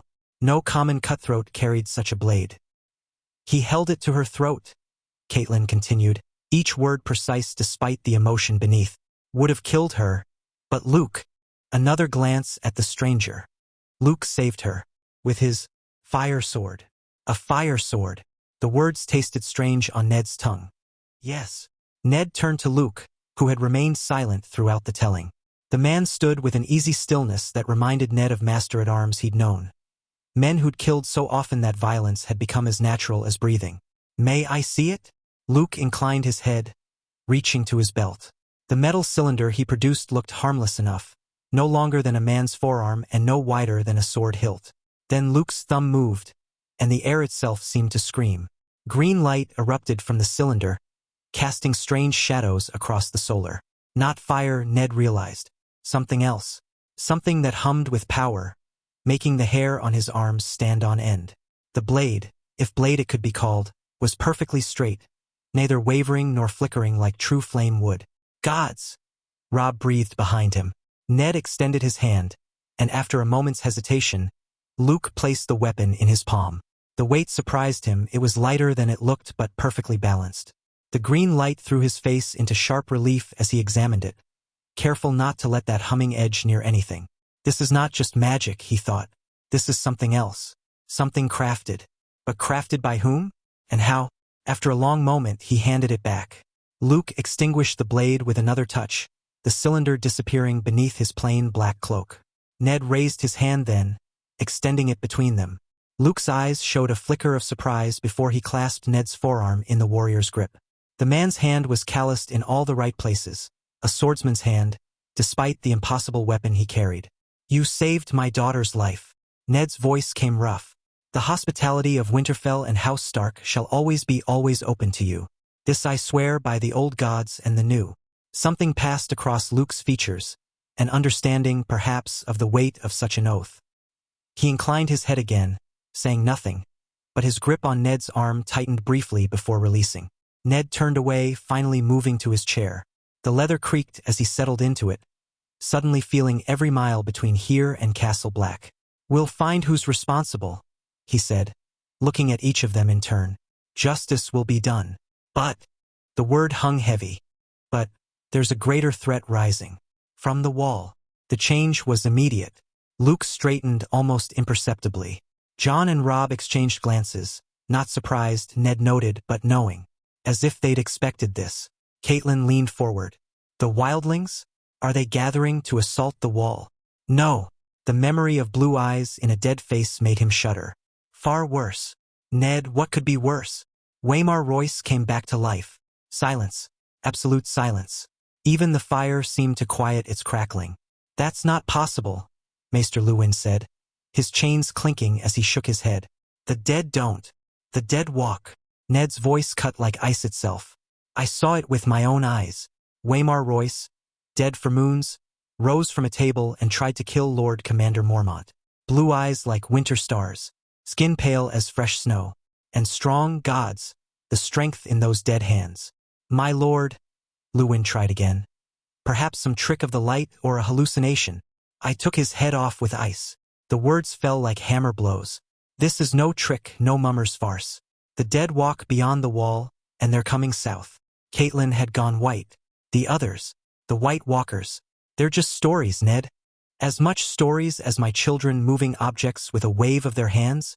That silenced her. Ned saw the moment she understood, truly understood. If one impossible thing could be real, why not another? He looked at Luke. "This is what you warned me of. Your visions." "Yes." Luke's voice carried certainty. "And it will grow worse. The darkness gathers its strength." "Father?" Robb stepped forward, every inch the heir despite his youth. "What should we do?" But Luke spoke before Ned could answer. "We need knowledge. The last time this darkness came, the long night, someone found a way to stop it. The Citadel in Old Town holds the oldest records in Westeros." He glanced at Luwin. "Is this not so, Maester?" Luwin nodded slowly. "The Citadel's vaults contain texts dating back thousands of years. If answers exist anywhere, then I must go there." Luke's declaration rang with finality. Ned's chest tightened. To lose their one advantage, the man who'd saved Sansa, and my children's training? They can progress without me for a time. They must practice what I've already taught them. Discipline, control, meditation. The Force is not something mastered in days or weeks. Luke paused. "But I would take Robb and Jon with me." "No." The word erupted from Eddard before thought could temper it. "Absolutely not." Luke raised a hand, not in a commanding manner, but calming. "Lord Stark, I understand your concerns. Your heir must remain here, I agree. But Jon is not your heir. He is under my protection." Eddard's voice had gone cold. "I'll not have him traipsing across the realm." "Why?" Jon's voice cracked with frustration. "Why can't I go? I'm not your heir. I'm just—" The word hung unspoken. "Bastard." Eddard stared at the boy, his boy, and saw his sister's wildness in those gray eyes. The wolf blood, their father had called it. The need to run, to fight, to be more than what the world allowed. "Lord Stark," Luke said quietly, "might we speak privately?" Eddard held Jon's gaze a moment longer, seeing hurt and confusion and something else. Hope, perhaps. Then he turned to the others. Leave us. Ned, Catelyn started. Leave us. The Lord of Winterfell had spoken. Catelyn's lips pressed thin as they filed out with Luwin's chains singing mournfully and Robb casting worried glances between his father and half-brother. Jon went last, shoulders set in a line Eddard knew too well. When the door closed, Luke moved to the window, gazing out at the practice yard below. What are you afraid of? I'm afraid of nothing. The lie tasted bitter. Fear is not weakness, Lord Stark. It's wisdom. Luke turned, those impossible eyes seeing too much. You fear for Jon if he goes south. This has something to do with his mother. Eddard surged to his feet, hand moving instinctively to where ice should hang. You know nothing of. I know nothing, Luke agreed, raising both hands peacefully. And I won't pry into secrets that aren't mine to know. But understand this, the bond between a Jedi and his student runs deeper than blood.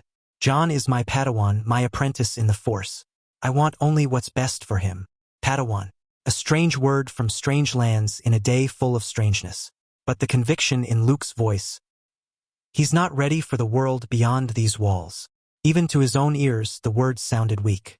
The world is coming whether he's ready or not. Luke's voice gentled. Lord Stark, I need to go to the Citadel. And Jon needs to continue his training. The darkness you saw at Castle Black, he'll face it one day. They all will. Would you have him face it unprepared? Silence stretched between them. Eddard stared into the fire, seeing her face in the flames. Promise me, Ned.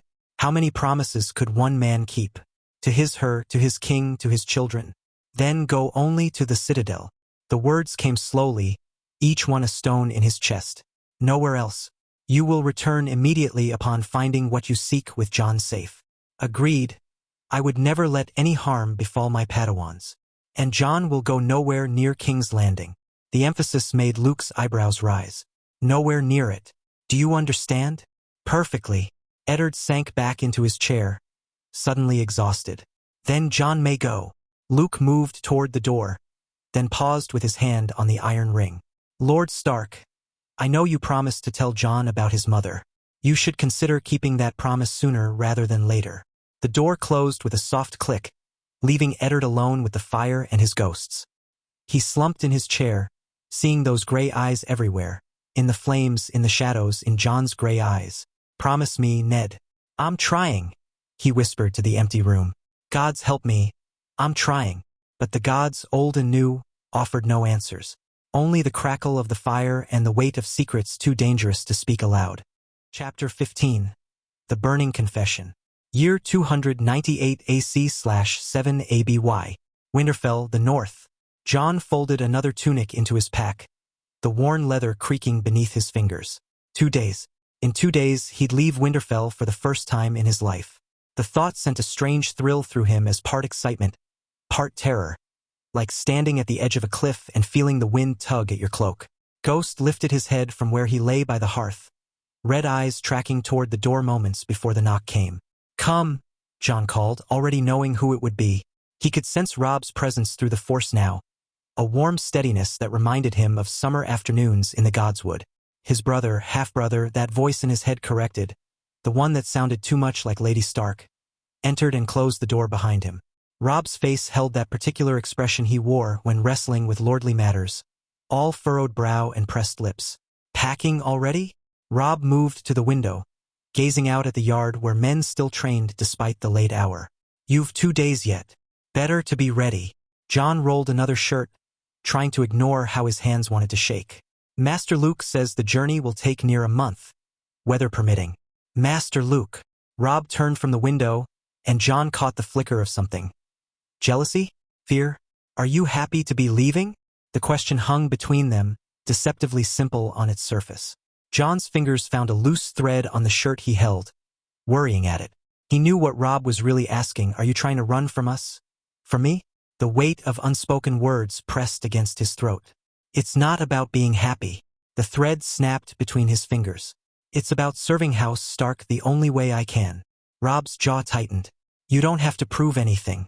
You'll always have a place here, you know that. Do I? The words came out sharper than intended, edged with years of sideways glances and cleared throats. What place is that, exactly? The bastard's table at feasts? The corner of the training yard where highborn guests won't have to see me. Ghost's ears flattened against his skull. The dire wolf could sense the sudden tension crackling through the force like frost spreading across glass. Rob's face went still, a particular stillness that meant he'd stepped too close to an old wound. His fingers drummed once against his thigh before he caught himself, straightening from the bed. The servants are already whispering, you know? His voice carried forced lightness now, steering them away from dangerous grounds. About what happens in the Wolfswood, about that day near the farm. John's hands stilled on the pack. They'd been so careful, or so they'd thought. But when unexplainable things happen and your lord's family become more secretive, what are they saying? That we moved like water, that our swords found every gap in their guard as if the gods themselves guided our hands. Rob sat heavily on John's bed, making the ropes creak. Hullen's son swears he saw you dodge an axe before the wildling even swung it. Because I did. John had felt the killing intent through the force, seen the ghost image of where the blade would be. It's only a matter of time before the rest of the North knows, Rob continued. Father can command silence all he likes, but servants talk. Traitors talk. Soon enough, some maester will be writing to the Citadel about boys who fight like the warriors of old. The warriors of old didn't have the force. John resumed his packing, needing something to do with his hands. They didn't feel the world the way we do now. At least, I don't think they did. No, they had other things. Magic, some say. Dragons. Rob's voice dropped. The things that wildling woman spoke of, the dead walking, the others returning. Do you think it's real? John thought of Master Luke's certainty, of the darkness he sometimes felt pressing against the edges of his awareness when he meditated too deeply. Father saw a white at Castle Black, saw it rise with blue eyes and try to kill Lord Commander Mormont. Gods! Rob scrubbed a hand through his auburn hair. And we're supposed to fight that? With floating stones and feelings. Then we'd better learn to kill the dead, John said, his mouth corking into something that wasn't quite a smile. Though I doubt Master Luke covered that in your gem-so training. The words came out darker than he'd intended. Gallows humor sharp enough to cut. It was the kind of jest that would have earned him one of Father's stern looks. But Rob only huffed a laugh that held no real mirth. John moved to sit beside his brother. Master Luke says the Force is just the beginning. That there are techniques, knowledge and weapons that can change any tide. Weapons like that green blade of his? Perhaps. He hasn't said. The door burst open with such violence that both boys leaped to their feet, hands reaching for swords that weren't there. John was so engrossed in their conversation that he hadn't realized someone approached. Arya stood in the doorway, her thin face flushed with fury, gray eyes blazing like storm clouds. You're leaving.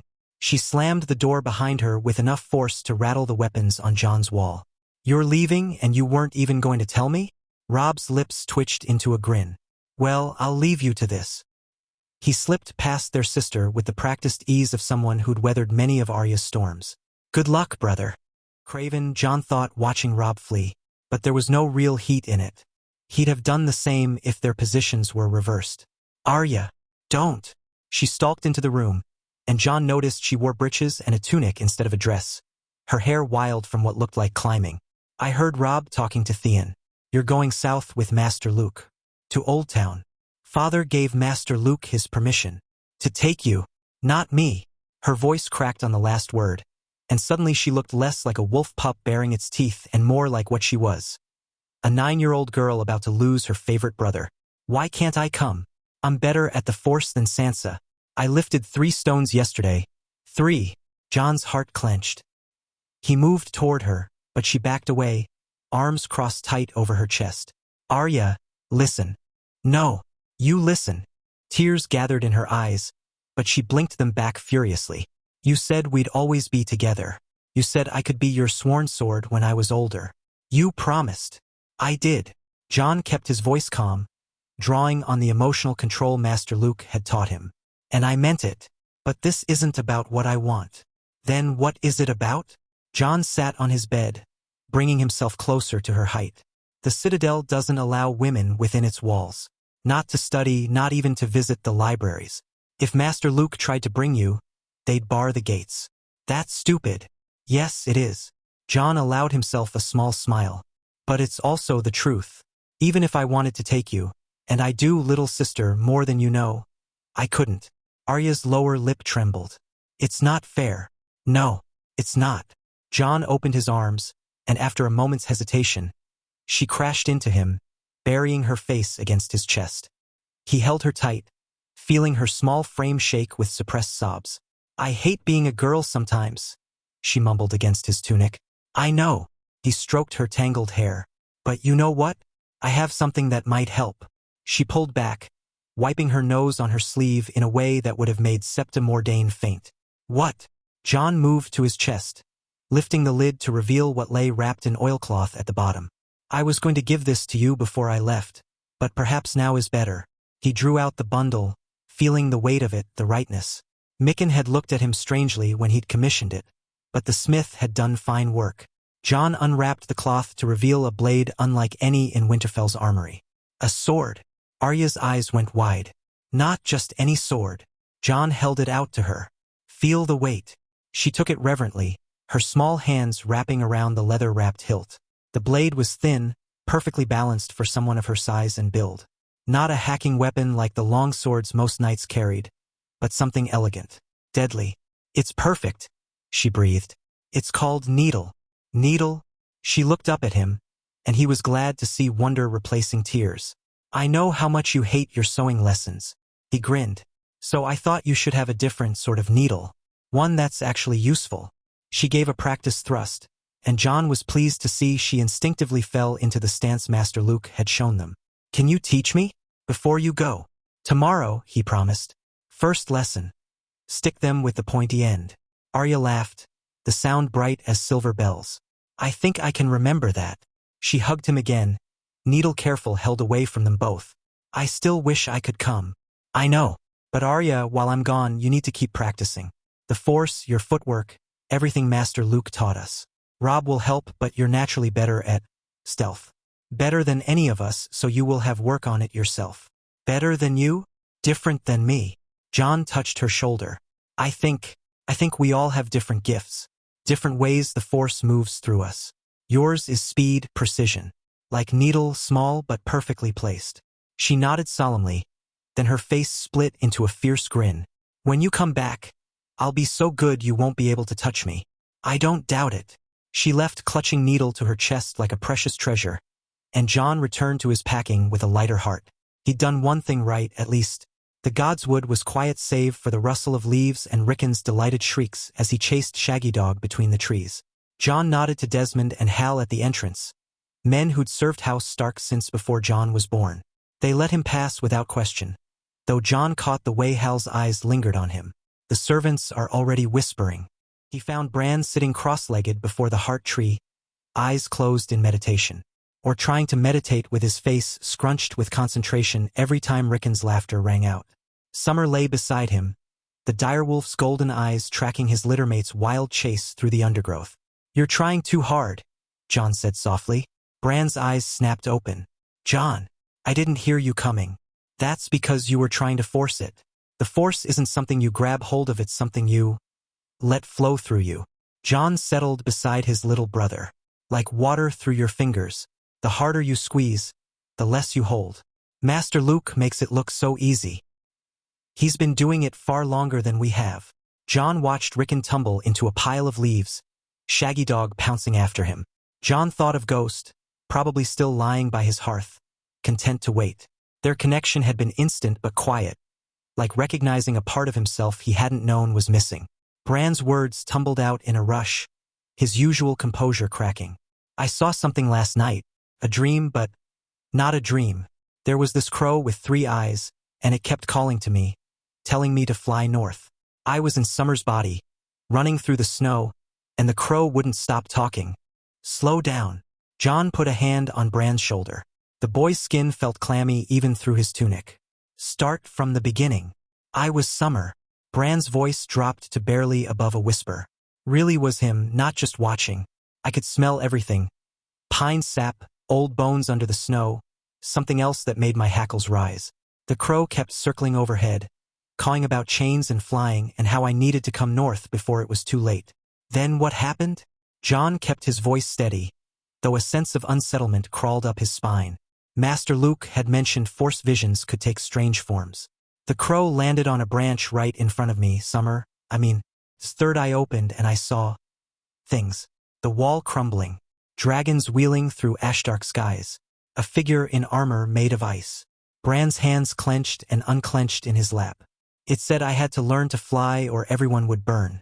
But then, he stopped, color draining from his face. Then, a dragon came out of nowhere, massive emerald green, with a few bronze scales and glowing orange eyes. The crow didn't even have time to scream. One moment it was there, the next. Bran made a sharp gesture with his hands. Gone. Down the dragon's throat. The gods would seem to hold its breath. Even Shaggy Dog had stopped his prowling to stare at them with those unsettling green eyes. Did the dragon say anything? Jon asked carefully. No.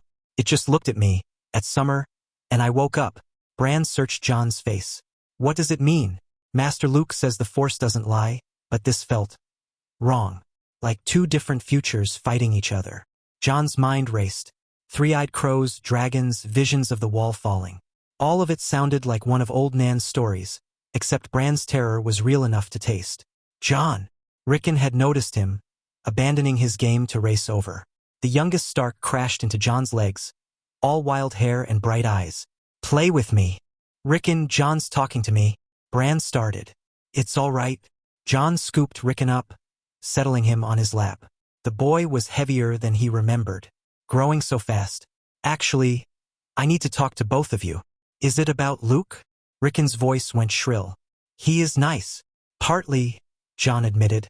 But also, I'm going away for a while. No. Rickon twisted in his arms, small face crumpling. You can't go.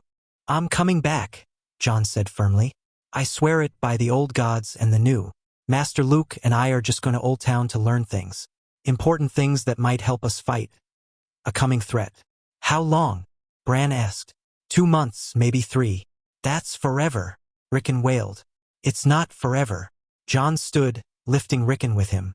The boy wrapped his arms around Jon's neck, holding tight. And you know what? While I'm gone, you get to help Bran with his meditation. You're very good at being quiet when you want to be. I am. Remember when you snuck those lemon cakes from the kitchen? Neither Gage nor Turnip heard you. Rickon giggled despite himself. Shaggy helped. Then Shaggy can help with meditation too. Jon spun in a circle, making Rickon shriek with laughter. The Force likes wolves, I think. He set Rickon down, ruffling his hair. The boy immediately ran back to Shaggy Dog, though he kept glancing back as if to make sure Jon hadn't vanished. You'll really come back? Bran asked quietly. I will. Jon squeezed his shoulder. And Bran? While I'm gone, you and Arya are the oldest ones training. Robb has his lordly duties, so it's your and Arya's responsibility to help Sansa. Guide her however you can. Bran straightened, and for a moment Jon saw the man he might become. I will. The sound of footsteps made them all turn. Lord Stark emerged from between the trees, his face grave. Jon's stomach clenched. That was Father's Cold Lord's face, the one he wore for difficult duties. Bran Rickon, Father said. Your mother is looking for you.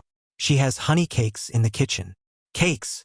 Rickon needed no further encouragement, racing off with Shaggy Dog at his heels. Bran hesitated, looking between Jon and their father. Something passed over his face. Understanding, perhaps, or worry. Go on, Father said gently. Summer too. Bran stood slowly, brushing dirt from his breeches. He gave Jon one last look before following Rickon's path. Summer padded after him, tail low. Silence settled over the godswood.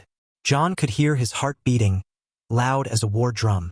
Father never sought him out alone unless... I've called a meeting of the Northern Lords, Father said finally. They'll arrive within the moon's turn. About the threat beyond the wall? Aye. Father moved to the heart tree, placing a hand on the bone-white bark. Though how I'll convince them without proof. You saw the white yourself. I did. But Great Jon was drunk, and the others. Father shook his head. They'll think it a tale, or madness brought on by grief for Sansa's attack. The North remembers the long night, but as legend, not threat. Jon wanted to offer comfort, but the words died in his throat. Father hadn't come here to discuss the Lords. That's not why you're here, Jon said. Father turned from the tree, and Jon saw something in his eyes he'd never seen before. Fear. Eddard Stark, who'd fought in 2 wars, who'd held the line at the Tower of Joy, who'd executed men without flinching, was afraid. "No," Father said quietly. "It's not." The silence stretched between them like a bowstring. Jon found himself holding his breath. "It's about my mother." Father flinched as if struck. Yes. All the questions Jon had swallowed over the years rose up at once, threatening to choke him. But he forced them down, waiting. If Father was finally ready to speak, Jon wouldn't ruin it with demands. "I should have told you years ago," Father began. "But I made a promise. A sacred promise. And I've broken so many vows in my life, Jon. This one I thought I could keep. Until now. Until now." Father's shoulders sagged. "Master Luke was right. You deserve the truth before you leave. In case I don't see him again."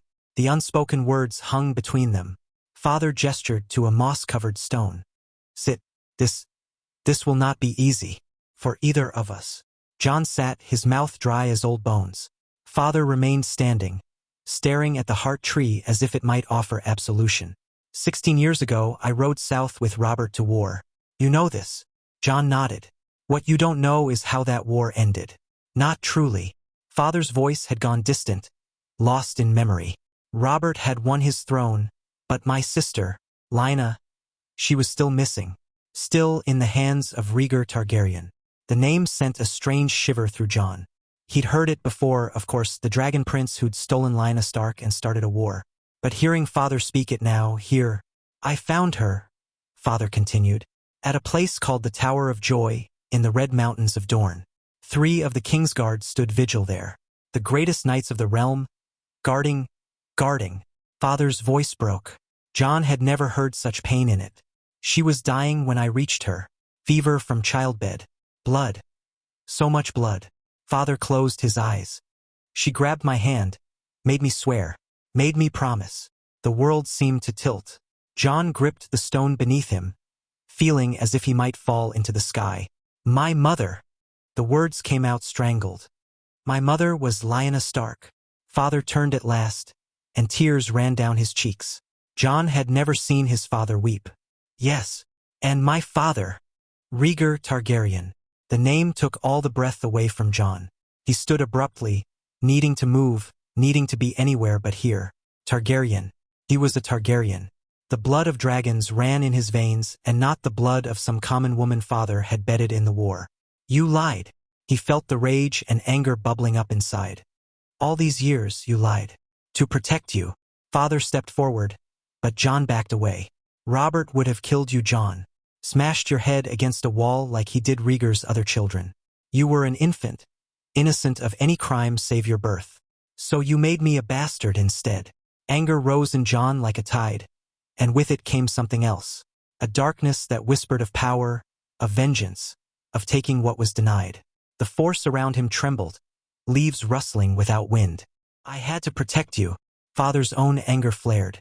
"I claimed you as my blood, raised you as my son. As your bastard."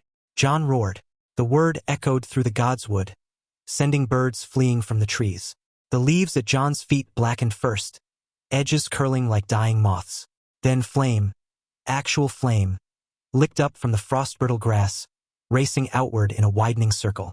The acrid stench of burning vegetation filled the godswood as orange tongues consumed everything within arm's reach of where Jon stood. Father stumbled backward. The firelight carved deep shadows into his face, making him look ancient, haunted. A branch overhead caught fire with a sharp crack, raining embers between them. "Jon!" Father's voice cracked like he was calling to a stranger. The heat pressed against Jon's skin, but it didn't burn. It felt like coming home, like something sleeping in his blood had finally awakened. The force sang with it, dark and sweet and terrible. Through the smoke, he saw his father's eyes wide, white-rimmed with a fear Jon had never seen there before. Not fear of the fire, fear of him. "The truth would have seen you dead, and the lie saw me die 1,000 small deaths." Jon's hands clenched into fists. He could feel the force responding to his rage, begging to be used. It would be so easy to give in, to show Father what his lies had cost. No, Master Luke's teachings rose through the anger. This is the dark side. This is the test. Jon forced himself to breathe. In through the nose, out through the mouth. Feel the anger, Acknowledge it, but don't let it control. He was more than his rage. Would you have told me?